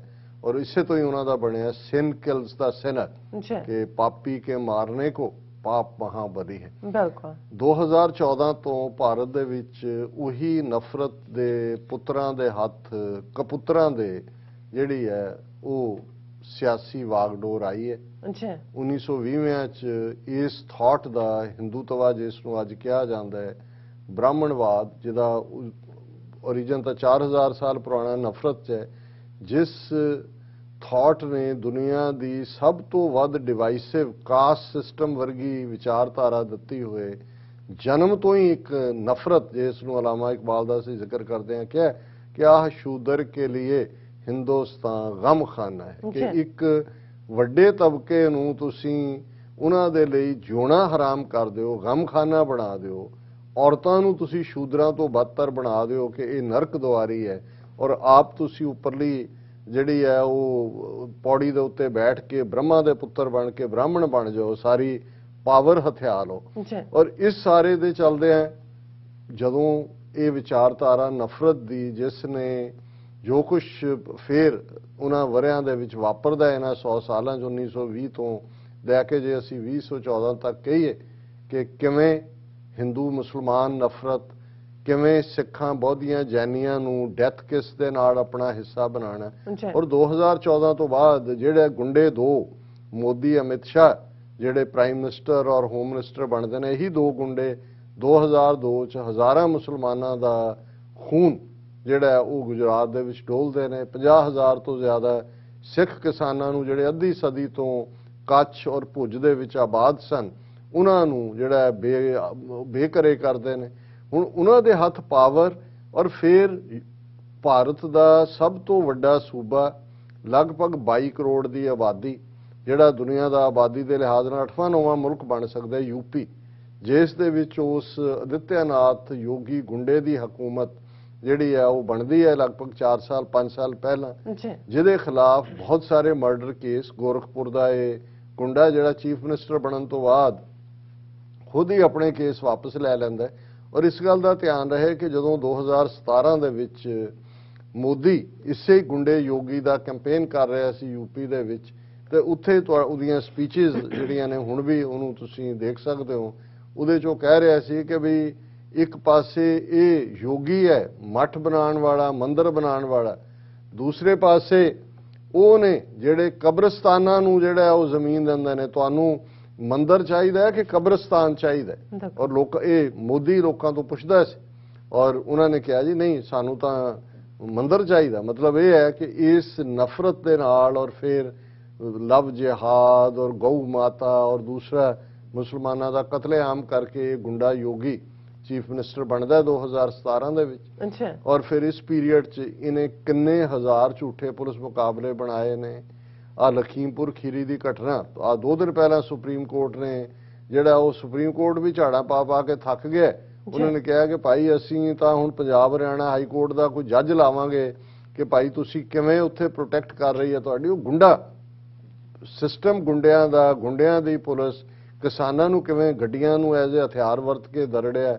ਔਰ ਇਹ ਨਹੀਂ ਕਿ ਇਕੱਲਾ ਜਦੋਂ ਗੁੰਡਾ ਹੁੰਦਾ ਪਹਿਲਾਂ ਉਹ ਇੱਕ ਨੀਅਤ ਟਾਰਗੇਟ ਹੁੰਦਾ ਉਹਨੂੰ ਕਿ ਉਹਨੂੰ ਪੈਣਾ, ਫਿਰ ਉਹ ਜਿਵੇਂ ਜਿਹੜਾ ਹਲਕਾਇਆ ਕੁੱਤਾ ਹੁੰਦਾ ਹੈ ਉਹ ਜੇ ਦੂਜੇ ਨੂੰ ਪੈਂਦਾ ਫਿਰ ਘੱਟੋ ਅਲਟੀਮੇਟਲੀ ਜਿਹਨੂੰ ਉਹਨੇ ਪਾਲਿਆ ਹੁੰਦਾ ਉਹਦੀ ਵੀ ਲੱਤ ਫੜ ਲੈਂਦਾ।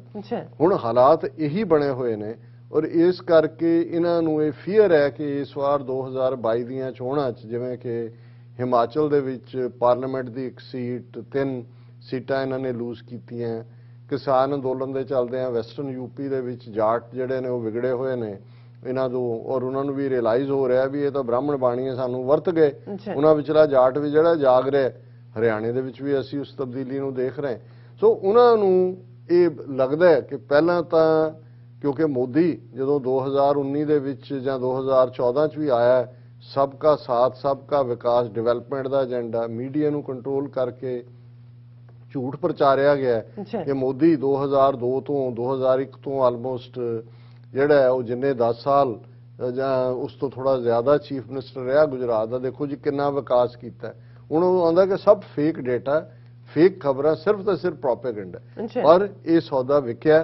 ਫਿਰ ਅਸੀਂ 2019 ਦੀਆਂ ਚੋਣਾਂ ਵੇਲੇ ਪਾਰਲੀਮੈਂਟ ਦੀਆਂ ਦੇਖਦੇ ਹਾਂ ਕਿ ਪੁਲਵਾਮਾ ਅਟੈਕ, ਬਾਲਾਕੋਟ, ਦੇਸ਼ ਭਗਤੀ, ਫਲਾਣਾ ਢਿਮਕਾ, ਇਹ ਵੀ ਉਹਨਾਂ ਨੇ ਨਾਲ ਦੀ ਨਾਲ ਵੇਚੇ।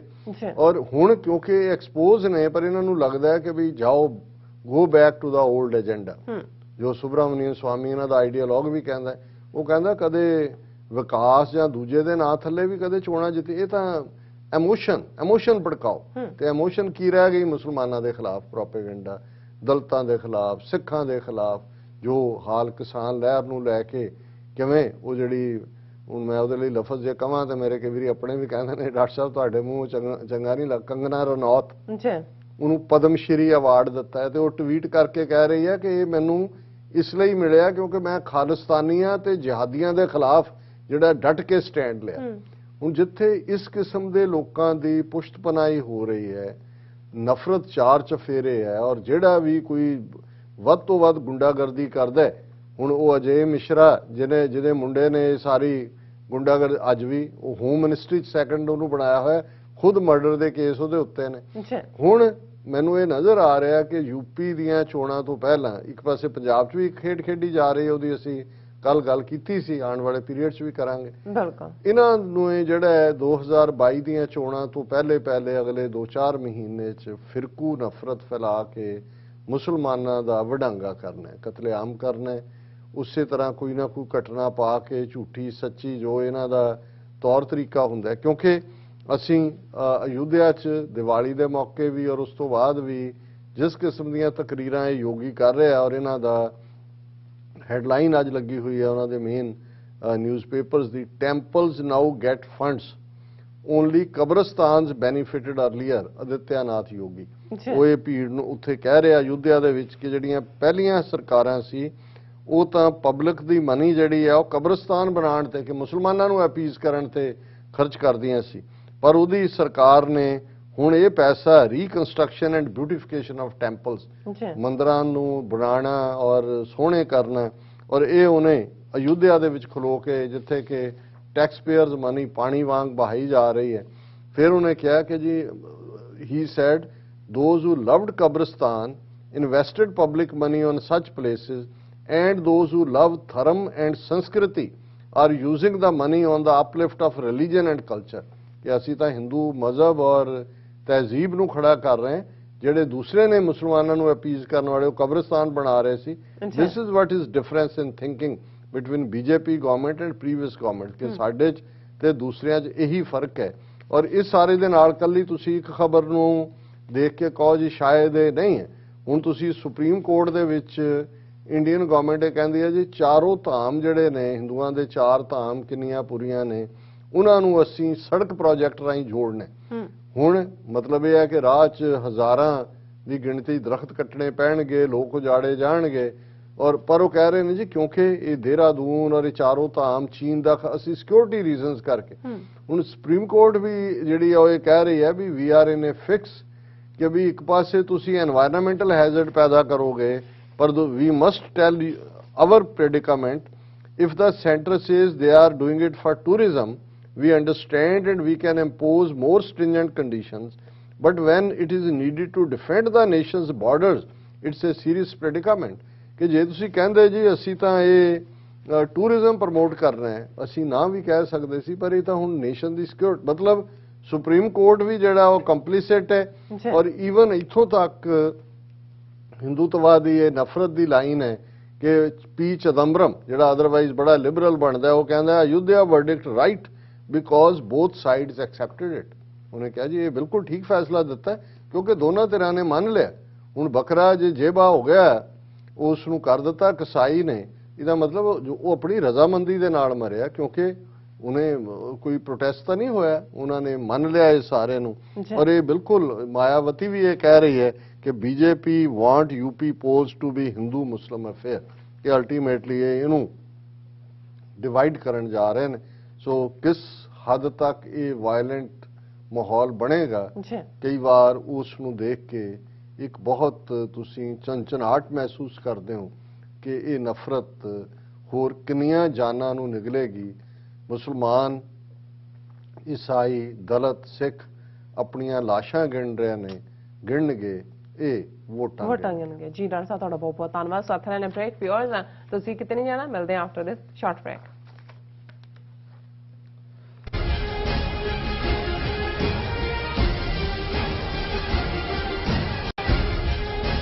ਕੀ ਤੁਸੀਂ ਰੋਜ਼ਾਨਾ ਕੰਮ ਤੇ ਆਪਣਾ ਵਧੇਰੇ ਸਮਾਂ ਬਿਤਾਉਣ ਤੋਂ ਪਰੇਸ਼ਾਨ ਹੋ? ਆਪਣੀ ਪੂੰਜੀ ਨੂੰ ਕੰਮ ਤੇ ਲਗਾਓ, ਸਾਡੇ ਨਾਲ ਇਨਵੈਸਟ ਕਰੋ। ਅਸੀਂ ਤੁਹਾਡੀ ਪੂੰਜੀ ਤੋਂ ਤੁਹਾਡੇ ਲਈ ਵਧੇਰੇ ਪੈਸੇ ਬਣਾ ਸਕਦੇ ਹਾਂ। ਅਸੀਂ ਪ੍ਰਾਈਵੇਟ ਇਕੁਇਟੀ ਇਨਵੈਸਟਮੈਂਟ ਫਰਮ ਹਾਂ ਤੇ ਕਮਰਸ਼ੀਅਲ ਰੀਅਲ ਏਸਟੇਟ ਵਿੱਚ ਮਾਹਿਰ ਹਾਂ।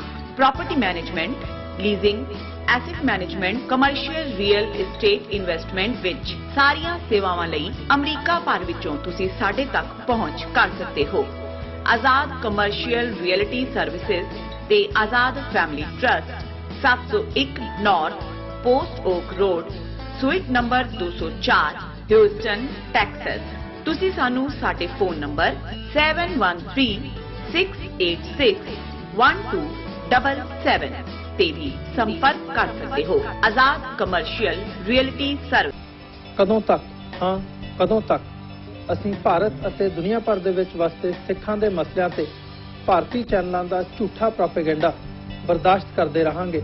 ਆਓ ਮੇਰੇ ਨਾਲ ਜੁੜੋ ਪ੍ਰੋਗਰਾਮ ਗੁਫ਼ਤਗੂ ਵਿੱਚ। ਸਿੱਖ ਨਜ਼ਰੀਏ ਤੋਂ ਰੋਜ਼ਾਨਾ ਵਾਪਰ ਰਹੀਆਂ ਘਟਨਾਵਾਂ ਦਾ ਵਿਸ਼ਲੇਸ਼ਣ ਕਰੀਏ। ਲਾਈਵ ਕਾਲਸ ਅਤੇ ਈਮੇਲਸ ਰਾਹੀਂ ਇਸ ਪ੍ਰੋਗਰਾਮ ਦਾ ਹਿੱਸਾ ਬਣੋ। ਮੰਡੇ ਟੂ ਫਰਾਈਡੇ ਰਾਤ 9:30 ਵਜੇ ਸਿਰਫ TV 84 ਤੇ।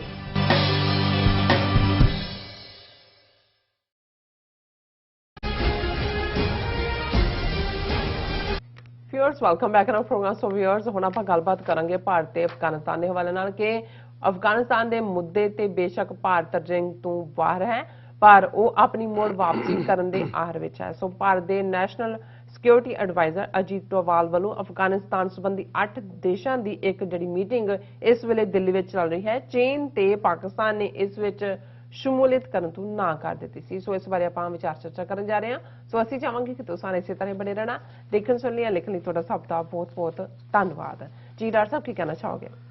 ਦੇਖੋ, ਅਫਗਾਨਿਸਤਾਨ ਦਾ ਇਸ਼ੂ ਬੇਸ਼ੱਕ ਦੁਨੀਆ ਦੇ ਵਿੱਚ ਹਰ ਪਲ ਨਵੀਆਂ ਖਬਰਾਂ ਆਉਂਦੀਆਂ ਨੇ ਔਰ ਕੁਝ ਚੀਜ਼ਾਂ ਜਿਹੜੀਆਂ ਨੇ ਉਹ ਚਰਚਾ 'ਚ ਨਹੀਂ ਹੁੰਦੀਆਂ, ਪਰ ਇਹਦਾ ਮਤਲਬ ਇਹ ਨਹੀਂ ਹੁੰਦਾ ਕਿ ਕੁਝ ਵਾਪਰ ਨਹੀਂ ਰਿਹਾ। ਅਫਗਾਨਿਸਤਾਨ ਉਸ ਖਿੱਤੇ ਦਾ ਯੂਰਪ ਔਰ ਏਸ਼ੀਆ, यूरोप और सेंट्रल एशिया, मिडल ईस्ट और चाइना, वो सारे दा मरकज़ है सियासी ट्रेंड डिसाइड करन दा। और इहदे च कोई शक नहीं है कि अफगानिस्तान दे उत्ते मुकम्मल कंट्रोल तालिबान दा है। इहदे च भी कोई शक नहीं है कि जिहड़ियां राइवल फोर्सेस जिन्हां दे विच बाहरले मुल्कां दीयां इंटैलीजेंस एजेंसियां भी शामिल ने, उन्होंने बराबर इस्लामिक स्टेट के नाम थले खुरासानी ग्रुप नू सपोर्ट करके, जिवें उन्होंने अपनी आउटरीच किते शिया मुसलमानों के उत्ते, मसीतां दे उत्ते और ईवन काबल के अस्पताल तक अटैक करके एक गल ये ज़ाहिर की कि अल्टीमेटली उत्थे इन्ना आने वाले पीरीयड दे विच टकराव का माहौल बनया रहेगा। और यही क्योंकि हर एक दे उत्ते सैल्फिश इंटरस्ट जुड़े हुए ने बहुत सारे। और खास तौर पर भारत के हवाले नाल असीं देखते हैं कि जिस दी ह्यूज इन्वेस्टमेंट $2-3 बिलियन की और पाकिस्तान नू डिस्टैबलाइज करन दे लई अफगानिस्तान की धरती नू खुद यूज़ करते रहे। पाकिस्तानी बॉर्डर के नाल लगदे किन्ने जिहड़े ने उन्होंने कौंसलेट और दूसरे जिहड़े ने खोले हुए सी। कुलभूषण यादव तो वड्डा और की सबूत हो सकते कि किस लैवल का उन्हों का स्पाई नैटवर्क सी। और यही नहीं कि उन्होंने अफगानिस्तान च वड़ के जिहड़ा वो अपनियां कार्रवाइयां जां दूसरियां कीतियां। हालांकि हुण पाकिस्तान की हुकूमत तहरीके तालिबान पाकिस्तान दे नाल गुफ्तगू भी कर रही है। पाकिस्तान के सुप्रीम कोर्ट ने इमरान खान होरां नूं तलब करके, क्योंकि जिहड़ी तहरीके तालिबान ने बहुत नखिद काम किए हुए ने, पेशावर दे विच स्टूडेंट्स जिहदे च बहुत वड्डी गिणती च मारे गए, इस किस्म के अटैक। सो उन्हां दे जिन्हां दे बच्चे मारे गए उन्हां दे पेरेंट्स दे विच भी रोस है। और इहदे च भी कोई शक नहीं है कि किते ना किते अफगानिस्तान दे विच जिहड़ी यही जमात दे लोग जिन्हां दे उत्ते भारतीय इन्फ्लुएंस भी काफ़ी है। और ज़ाहिर है कि जदों तालिबान अफगानिस्तान दे अमरीका दे खिलाफ लड़ रहे सी, सो उदों इन्हां दे कुछ एलीमेंट्स ने उन्हां दी हमायत भी की हुई है। इसलिए उन्हां तो भी एक्सपैक्ट नहीं किया जा सकता अफगानिस्तान की जिहड़ी तालिबान हुकूमत है कि वो खुल के इन्हां दे खिलाफ कार्रवाई करे। सो पाकिस्तान की एस्टैबलिशमेंट ने जां पोलिटिकल लीडरशिप ने ये फैसला लिया कि भी इन्हां दे नाल डायलॉग खोलिया जाए। असी अंदरूनी हालात तो वाकिफ नहीं है, पर यह आया कि जी मिस्टर फवाद चौधरी उन्होंने कहा कि उन्होंने टैंपरेरी सीज फायर मान लिया। हुण सुप्रीम कोर्ट ने इस दे विच जिहड़ा है वो अपना फाना ठोक दिता है। वो गल किधर नूं जाएगी नहीं। लेकिन भारत की ये कोशिश है कि अफगानिस्तान च जिस सारी डिसीजन मेकिंग की रिंग चों भारत बिल्कुल बाहर निकल गया है कि किसी न किसी तरीके नाल वो वापस उहदे मरकज़ ते आए और अफगानिस्तान की स्थिति नूं सिचुएशन नूं टू देयर वैसटेड इंटरस्ट यूज़ करे। उन्हां दा वैसटेड इंटरस्ट की है टू यूज़ अगेंस्ट पाकिस्तान। सो असीं समझते हैं भी इन्हां नूं होर कुछ तो सुझिया नहीं। पिछले दिनों जिहड़ी इन्हां ने Ajit Doval national security adviser, हालांकि करता धरता उही है मोदी अमित शाह तो इसदे ही जिहड़े ने अगों की उन्हां दे पिल्ले ने जिवें कहना होए लफज। और वो सदी जिहदे च सारे नाल लगदे जिन्ने स्थान ने उज़बेकिस्तान, ताजिकिस्तान, किर्गिस्तान और ईवन ईरान और उहदे च रशिया नूं भी सद्या। लेकिन ना उस दे विच अमरीका हिस्सा सी, ना पाकिस्तान नूं सद्या गया सी। पाकिस्तान ने ना करती। उन्होंने कहा भी तुसी जिहड़े खुद रूट ऑफ द प्रॉब्लम हो, तुसी प्रॉब्लम सॉल्वर किवें हो गए। और ईवन तालिबान नूं भी नहीं सद्या गया। सो मतलब तो ये दसना चाहते सी कि हम भी होते हैं। जी ਲੇਕਿਨ ਇਹਨਾਂ ਦੇ ਮੂੰਹ ਤੇ ਬਰਾਬਰ ਦੀ ਚਪੇੜ ਇਹ ਸੀ ਕਿ ਪਾਕਿਸਤਾਨ ਨੇ ਹੀ ਨਹੀਂ ਔਰ ਚਾਈਨਾ ਨੇ ਵੀ ਕਿਹਾ ਜੀ ਸਾਡੀ ਸਕੈਜੂਲਿੰਗ ਪ੍ਰੋਬਲਮ ਹੈ, ਅਸੀਂ ਨਹੀਂ ਆ ਰਹੇ। ਸੋ ਚਾਈਨਾ ਪਾਕਿਸਤਾਨ ਬਾਹਰ ਹੈ, ਅਫਗਾਨਿਸਤਾਨ ਵੀ ਨਹੀਂ ਸੀ, ਪਰ ਪਾਕਿਸਤਾਨ ਨੇ ਆਪਣੇ ਤੌਰ ਦੇ ਉੱਤੇ ਜਿਹੜੀ ਐਕਸਟੈਂਡਡ ਟ੍ਰੋਇਕਾ ਕਿਹਾ ਜਾਂਦਾ ਹੈ ਉਹ ਇਸਲਾਮਾਬਾਦ ਦੇ ਵਿੱਚ ਮੀਟਿੰਗ ਸੱਦੀ, ਜਿਸ ਦੇ ਵਿੱਚ ਜਿੱਥੇ ਚਾਈਨਾ, ਪਾਕਿਸਤਾਨ, ਰਸ਼ੀਆ ਔਰ ਅਮਰੀਕਾ, ਜਿਹੜਾ ਅਮਰੀਕਾ ਮਾਸਕੋ ਮੀਟ ਸ਼ਾਮਲ ਸੀ ਉਹ ਟ੍ਰੋਇਕਾ 'ਚ ਸ਼ਾਮਲ ਹੈ। ਔਰ ਨਾਲ ਦੀ ਨਾਲ ਅਫਗਾਨਿਸਤਾਨ ਦੇ ਫੋਰਨ ਮਿਨਿਸਟਰ ਵਿਜ਼ਿਟ ਕਰ ਰਹੇ ਨੇ, ਕਿਉਂਕਿ ਅੱਜ ਮੈਂ ਮੋਨੀਟਰ ਨਹੀਂ ਕਰ ਸਕਿਆ ਖਬਰਾਂ ਕਿ ਉਹਨਾਂ ਨੂੰ ਵੀ ਇਨਵਾਈਟ ਕੀਤਾ ਗਿਆ ਸੀ। ਸੋ ਮੱਚ ਮੋਰ ਪਾਕਿਸਤਾਨ ਨੇ ਇਹ ਡਿਪਲੋਮੈਟਿਕ ਸਨੱਬ ਵੀ ਦਿੱਤਾ ਹੈ ਤੇ ਜਿਹੜੀ ਇੰਡੀਆ ਨੇ 8 ਮੁਲਕਾਂ ਵਾਲੀ ਕੀਤੀ ਉਹਦੀ ਜੇ ਤੁਸੀਂ ਕੁੱਲ ਮਿਲਾ ਕੇ ਉਹਨਾਂ ਦੀ ਸਟੇਟਮੈਂਟ ਦੇਖੋ ਤੇ ਉਹੀ ਜਿਹੜੀ ਹੈ, ਵੈਸੇ ਤਾਂ ਟਰਮ ਹੁੰਦੀ ਹੈ ਕਿ ਪੁਰਾਣੀ ਸ਼ਰਾਬ ਨਵੀਆਂ ਬੋਤਲਾਂ 'ਚ, ਪਰ ਇਹ ਬੋਤਲ ਵੀ ਪੁਰਾਣੀ ਤੇ ਸ਼ਰਾਬ ਵੀ ਪੁਰਾਣੀ ਹੈ। ਔਰ ਉਹਦੇ 'ਚ ਉਹੀ ਕਿ ਜੀ ਅਫਗਾਨਿਸਤਾਨ ਤਾਲਿਬਾਨ ਆਪਣੀ ਜ਼ਮੀਨ ਨੂੰ ਕਿਸੇ ਲਈ ਨਾ ਵਰਤਣ ਦੇਣ ਔਰ ਇਹ ਸਾਰਿਆਂ ਨੂੰ, ਔਰ ਅਲਟੀਮੇਟਲੀ UN ਨੂੰ ਕਿਹਾ ਕਿ ਹਿਊਮੈਨਿਟੇਰੀਅਨ ਏਡ ਦੇ ਵਿੱਚ ਦੇਖੋ ਸਿੱਧੇ ਤੌਰ ਤੇ ਤੁਸੀਂ ਡਿਸਟ੍ਰੀਬਿਊਟ ਕਰੋ। ਔਰ ਉਹੀ ਕੋਈ ਨਵੀਂ ਗੱਲ ਨਹੀਂ ਹੈ। ਔਰ ਮੈਂ ਸਮਝਦਾ ਹਾਂ ਵੀ ਪਾਕਿਸਤਾਨ ਦਾ ਰਿਜੈਕਟ ਕਰਨਾ ਵਾਈਜ਼ ਫੈਸਲਾ ਸੀ। ਚੀਨ ਨੇ ਵੀ ਮੈਸੇਜ ਦਿੱਤਾ, ਇੱਕ ਤਾਂ ਇਹ ਹੈ ਕਿ ਚੀਨ ਆਇਆ ਨਹੀਂ ਉਹਦੇ 'ਚ, ਤੇ ਨਾਲ ਦੀ ਨਾਲ ਚੀਨ ਨੇ ਇੱਕ ਭਾਰਤ ਨੂੰ ਤੋਹਫਾ ਵੀ ਦੇ ਦਿੱਤਾ ਹੈ। China exports warship to Pakistan to be deployed in Indian Ocean, ਕਿ ਚੀਨ ਨੇ ਆਪਣਾ powerful China on Monday delivered to ਪਾਕਿਸਤਾਨ's navy what its official media described as the most advanced Chinese warship ever exported, which is to be deployed by Pakistan in the Indian Ocean. The delivery of Type 054A frigate is the latest example of increasingly close military cooperation, which many Chinese and Pakistani analysts see as aimed at bolstering Pakistani capabilities in an effort to balance India in the region. So, apne meeting ਕਰ ਰਹੇ ਸੀ ਕਿ ਜੀ ਅਸੀਂ ਸਤਾਨਾ ਵਾਲਿਆਂ ਨੂੰ, ਉਹ ਵਿਚਾਰੇ Uzbekistan, ਤਾਜ਼ਿਕਸਤਾਨ, ਉਹ ਰਸ਼ੀਆ ਦੇ ਥੱਲੇ, ਰਸ਼ੀਆ ਖੁਦ ਜਿਹੜੀ ਐਕਸਟੈਂਡਡ ਟ੍ਰੋਇਕਾ ਉਹਦਾ ਹਿੱਸਾ ਹੈ, ਖੁਦ ਰਸ਼ੀਆ ਤਾਲਿਬਾਨ ਨੂੰ ਰੈਕਗਨਾਈਜ਼ ਕਰ ਰਿਹਾ। ਹੁਣ ਭਾਰਤ ਦੀ ਸਿਚੁਏਸ਼ਨ ਜਿਹੜੀ ਹੈ ਉਹ ਇਹ ਹੈ ਕਿ ਵੀ ਇਹ ਕੋੜੀ ਵੀ ਬਣੇ ਨੇ ਤੇ ਕਲੰਕੀ ਵੀ ਬਣੇ ਨੇ, ਕਿਉਂਕਿ ਤਾਲਿਬਾਨ ਨੂੰ ਤਾਂ ਰੈਕਗਨਾਈਜ਼ ਨਹੀਂ ਸੀ ਕਰਦੇ, ਇਹਨਾਂ ਨੇ ਤਾਂ ਕਿਹਾ ਜੀ ਅਸੀਂ ਉਹ ਮਸੂਦ ਦੇ ਪੁੱਤਰ ਨੂੰ ਤੇ ਉਹ ਕੀ ਸਲੇਹ ਹੈ ਉਹਨੂੰ ਮੰਨਦੇ ਆ। ਉਹ ਤਾਂ ਪੰਜਸ਼ੀਰ ਵੈਲੀ ਛੱਡ ਕੇ ਐਂ ਦੌੜੇ ਜਿਵੇਂ ਗਧੇ ਦੇ ਸਿਰ ਤੋਂ ਸਿੰਘ ਗਾਇਬ ਹੁੰਦੇ ਨੇ। ਸੋ ਇਹ ਹੁੰਦਾ ਜਦੋਂ ਤੁਸੀਂ ਬਹੁਤ ਡੀਂਗਾ ਮਾਰੋ, ਆਪਣੀ ਔਕਾਤ ਤੋਂ ਬਿਯੋਂਡ ਜਾ ਕੇ ਕੁਝ ਕਰਨ ਦੀ ਕੋਸ਼ਿਸ਼ ਕਰੋ, ਫਿਰ ਉਹ ਜਿਵੇਂ ਅਮਰੀਕਨ ਕਹਿੰਦੇ ਨੇ ਕਿ you always get an egg on your face. So ਇਹਨਾਂ ਨੂੰ ਐਗ ਨਹੀਂ, ਇਹ ਗੋਹਾ ਖਾਣ ਵਾਲੇ ਨੇ, ਇਹਨਾਂ ਦੇ ਸਿਰ 'ਚ ਗੋਹਾ ਹੀ ਪਿਆ। ਜੀ ਰਾਜ ਸਾਹਿਬ ਤੁਹਾਡਾ ਬਹੁਤ ਬਹੁਤ ਸ਼ੁਕਰੀਆ। ਸਾਥ ਨੇ ਬ੍ਰੇਕ ਵੀਅਰਸ, ਤੁਸੀਂ ਇਸੇ ਤਰ੍ਹਾਂ ਬਣੇ ਰਹਿਣਾ। ਮਿਲਦੇ ਹਾਂ ਛੋਟੇ ਜਿਹੇ ਬ੍ਰੇਕ ਤੋਂ ਬਾਅਦ।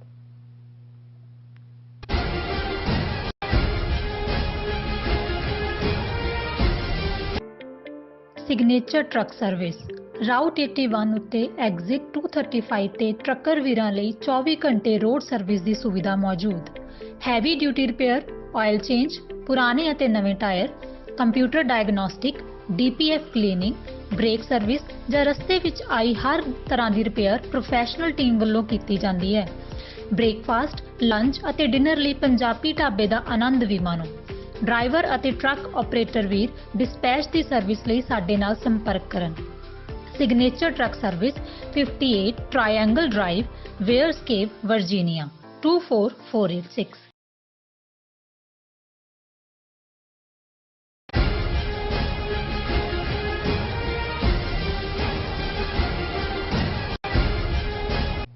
ਦਰਸ਼ਕੋ ਬ੍ਰੇਕ ਤੋਂ ਬਾਅਦ ਆਪਾਂ ਤੁਹਾਨੂੰ ਸਭ ਨੂੰ ਜੀ ਆਇਆਂ ਕਹਿੰਦੇ ਹਾਂ। ਸੋ ਐਂਡ ਵਾਲੇ ਸੈਕਸ਼ਨ ਦੇ ਵਿੱਚ ਤੁਹਾਡੀਆਂ ਲਿਖਤਾਂ ਹੋਣਗੀਆਂ ਤੇ ਨਾਲ ਹੀ ਗੁਰਬਾਣੀ ਵਿਚਾਰਾਂ ਹੋਣਗੀਆਂ। ਸੋ ਅਸੀਂ ਚਾਹਾਂਗੇ ਕਿ ਦੋਸਤਾਂ ਨੇ ਇਸੇ ਤਰ੍ਹਾਂ ਬਣੇ ਰਹਿਣਾ। ਦੇਖਣ ਸੁਣਨ ਲਈ ਲਿਖਣ ਲਈ ਤੁਹਾਡਾ ਸਭ ਦਾ ਬਹੁਤ ਬਹੁਤ ਸ਼ੁਕਰੀਆ। ਜੀ ਰਾਜ ਸਾਹਿਬ ਕੀ ਕਹਿਣਾ ਚਾਹੋਗੇ? ਦੇਖੋ ਅਸੀਂ ਆਪਣੇ ਵਿਊਅਰਸ ਨਾਲ ਪ੍ਰੋਮਿਸ ਕਰਦੇ ਹਾਂ, ਪਰ ਫਿਰ ਪ੍ਰੋਮਿਸ ਨੂੰ ਜਿਹੜੇ ਵਾਅਦੇ ਵਫਾ ਨਹੀਂ ਹੁੰਦੇ। ਹੁਣ ਅਸੀਂ ਵਾਅਦਾ ਨਹੀਂ ਕਰਨਾ, ਹੁਣ ਅਸੀਂ ਅੱਜ ਪੜ੍ਹ ਹੀ ਰਹੇ ਹਾਂ ਉਹਨਾਂ ਦੀਆਂ ਲਿਖਤਾਂ। ਔਰ ਸਾਨੂੰ ਸ਼ਾਹਿਦ ਮੀਰ ਜੀ ਨੇ ਮਿਸੀਸਾਗਾ ਓਨਟਾਰੀਓ ਤੋਂ ਲਿਖਿਆ। ਉਹਨਾਂ ਨੇ ਲਿਖਿਆ, sir thank for your valuable analysis as ever. I want to comment on Umar Abdullah's response on denial of airspace by Pakistan to the flights from Sharjah to Indian occupied Kashmir. In fact, no other family has damaged Kashmir cause and Kashmiris than the puppet Abdullah family. One thing the Kashmiri people have to understand is that their problems will never end unless unless they get rid of this cancer for sale and Puppet Abdullah family. Thank you so much. जी With profound regards to Sister Neelam Kaur and all team of TV84 and you. Thank you Shahid Mir ji बहुत बहुत शुक्रिया शुक्रिया क्योंकि उमर अब्दुल्ला ने ਜਦੋਂ ਪਾਕਿਸਤਾਨ ਨੇ ਜਿਹੜੀ ਇਹਨਾਂ ਦੀ ਕਸ਼ਮੀਰ ਤੋਂ ਇੰਡੀਅਨ ਆਕੂਪਾਈਡ ਕਸ਼ਮੀਰ ਤੋਂ ਸ਼ਾਰਜਾ ਫਲਾਈਟ ਨੂੰ 에ਅਰ ਸਪੇਸ ਦੇਣ ਤੋਂ ਨਾ ਕੀਤੀ, ਫਿਰ ਇਹ ਘੁੰਮ ਕੇ ਗੁਜਰਾਤ ਦੇ ਉੱਤੋਂ ਦੀ ਗਏ ਤੇ ਉਮਰ ਅਬਦੁੱਲਾ ਨੇ ਇਸ ਤੇ ਇਤਰਾਜ਼ ਕੀਤਾ ਸੀ ਜੀ ਪਾਕਿਸਤਾਨ ਨੇ ਪਹਿਲਾਂ ਵੀ ਮੈਂ ਕੀਤਾ ਸੀ। ਸੋ ਉਹਦੇ ਤੇ ਸ਼ਾਹਿਦ ਮੀਰ ਜੀ ਨੇ ਕਮੈਂਟ ਕੀਤਾ ਕਿ ਵੀ ਇਹ ਗੱਦਾਰਾਂ ਦਾ ਟੱਬਰ ਹੈ ਔਰ ਕਸ਼ਮੀਰੀਆਂ ਨੂੰ ਵੀ ਉਹਨਾਂ ਨੇ ਕਿਹਾ ਵੀ ਜਦੋਂ ਤੱਕ ਤੁਸੀਂ ਇਹਨਾਂ ਤੋਂ ਆਪਣੀ ਜਾਨ ਨਹੀਂ ਛਡਾਉਂਦੇ ਕੋਈ ਸਮੱਸਿਆ ਤੁਹਾਡੀ ਹੱਲ ਨਹੀਂ ਹੋਣੀ ਔਰ ਮੈਂ ਇਸ ਦੇ ਨਾਲ ਸਹਿਮਤ ਹੈ। ਬਿਲਕੁਲ ਇਸੇ ਤਰ੍ਹਾਂ ਸਾਨੂੰ ਸੁਲੇਮਾਨ ਮੁਹੰਮਦ ਜੀ ਨੇ ਲਿਖਿਆ और उन्होंने लिखा कि डॉक्टर साहब एंड सिस्टर नीलम कौर, मेरा नाम सुलेमान मोहम्मद है और मेरी एज 29 साल है। मैं पाकिस्तान गुजरात से हूँ। इस वक्त मैं इटली में काम करता हूँ। मैं आपका शो 27 फरवरी 2019 से देख रहा हूँ। आपके पास जो नॉलेज है वो अल्लाह पाक हर किसी को दे, आमीन। सुलेमान मोहम्मद जी बहुत बहुत शुक्रिया। सचमुच ये रब दी ही बख्शिश हुंदी है। असी तां बड़े नाचीज हंकारी इंसान दी फितरत है, रब दी रहमत होए ते असी एक दूसरे तो सीखते हैं। ज्ञान जां नॉलेज तो बहुत हल्की चीज़ हुंदी है। रब जे अपनी मुहब्बत दे और वो असी सारियां च उस रब दा नूर, उस दा ज़हूर देखिए, ये ही मैं समझदा भी असली कमाई भी है। फिर उन्होंने लिखा, प्यारे डॉक्टर साहब मुझे बाबा जी भिंडरावाले की स्टोरी बताएं। मैं जब जब उनकी बातें अपने पापा जी से सुनता हूँ मुझ में बहुत जोश आता है। बस जब मैं वो नाम सुनता हूँ बाबा जी भिंडरावाले, मुझे रोना आ जाता है। अभी भी बहुत मुश्किल से आपको लिख रहा हूँ, या मुझे आप बाबा जी की हिस्ट्री बताएं या कोई बुक बताएं प्लीज़ जो अच्छी तरह से उनकी लाइफ पे लिखी गई हो। आपके लिए दुआ गो हूँ। अदना साहब, अल्लाह का बंदा, सुलेमान मोहम्मद। मोहम्मद साहब सुलेमान जी, तुसी साडे दिल नूं छुआ तुहाडी लिखत ने। तुहानूं संत जरनैल सिंह खालसा पिंडरांवाले जिहड़े हर जिहड़ा सिख आज़ादी पसंद है, गैरतमंद है, उस दे रगां दे विच वसदे ने, तुहानूं भी उन्हां दी शख्सियत ने कीले। ਅਸੀਂ ਕੋਸ਼ਿਸ਼ ਕਰਾਂਗੇ ਆਉਣ ਵਾਲੇ ਸਮੇਂ 'ਚ ਕਿਸੇ ਦਿਨ ਇੱਕ ਸੈਗਮੈਂਟ ਐਕਸਕਲੂਸਿਵ, ਹਾਲਾਂਕਿ ਉਹਨਾਂ ਦੀ ਗੱਲ ਕਰਦੇ ਆ, ਉਹਨਾਂ ਦੀ ਕੋਟਸ ਵੀ ਕਰਦੇ ਆ। ਮੋਸਟਲੀ ਉਹਨਾਂ ਦਾ ਜਨਮ ਦਿਨ ਫੈਬਰੂਰੀ ਦੇ ਵਿੱਚ ਹੁੰਦਾ ਹੈ ਔਰ ਸ਼ਹਾਦਤ ਉਹਨਾਂ ਦੀ 6 ਜੂਨ ਨੂੰ। ਉਦੋਂ ਅਸੀਂ ਉਹਨਾਂ ਦੀ ਜ਼ਿੰਦਗੀ ਤੇ ਐਕਸਕਲੂਸਿਵ ਗੱਲ ਕਰਦੇ ਹਾਂ, ਪਰ ਤੁਹਾਡੀ ਖਾਹਿਸ਼ ਦੇ ਮੁਤਾਬਕ ਅਸੀਂ ਇਸ ਦੇ ਉੱਤੇ ਵੀ ਜਿਹੜਾ ਗੱਲ ਕਰਾਂਗੇ। ਔਰ ਮੇਰਾ ਖਿਆਲ ਹੈ ਕਿ ਮੈਂ ਗੁਰਬਾਣੀ ਵਿਚਾਰ ਵੱਲ ਆ ਜਾਵਾਂ। ਔਰ ਜਿਵੇਂ ਅਸੀਂ ਇਸ ਸੈਗਮੈਂਟ ਦੇ ਵਿੱਚ ਗੁਰੂ ਗ੍ਰੰਥ ਸਾਹਿਬ, ਜਿੱਥੇ ਗੁਰੂ ਸਾਹਿਬਾਨ ਫਕੀਰਾਂ, ਬਾਬਾ ਫਰੀਦਗੰਜ ਸ਼ੱਕਰ, ਭਗਤ ਕਬੀਰ, ਭਗਤ ਰਵਿਦਾਸ, ਉਹਨਾਂ ਦੇ ਕਲਾਮ, ਉਹਨਾਂ ਦੀ ਬਾਣੀ ਸ਼ਾਮਲ ਹੈ, ਉਸ ਤੇ ਵਿਚਾਰ ਕਰਦੇ। ਗੁਰੂ ਨਾਨਕ ਸਾਹਿਬ ਦੀ ਬਾਣੀ ਜਿਹੜੀ ਜਿਸ ਸ੍ਰੀ ਰਾਗ ਵਿੱਚ ਜਿਹੜੇ ਉਹਨਾਂ ਦੇ ਸ਼ਬਦ ਨੇ ਉਸ ਦੇ ਉੱਤੇ ਅਸੀਂ ਵਿਚਾਰ ਕਰ ਰਹੇ।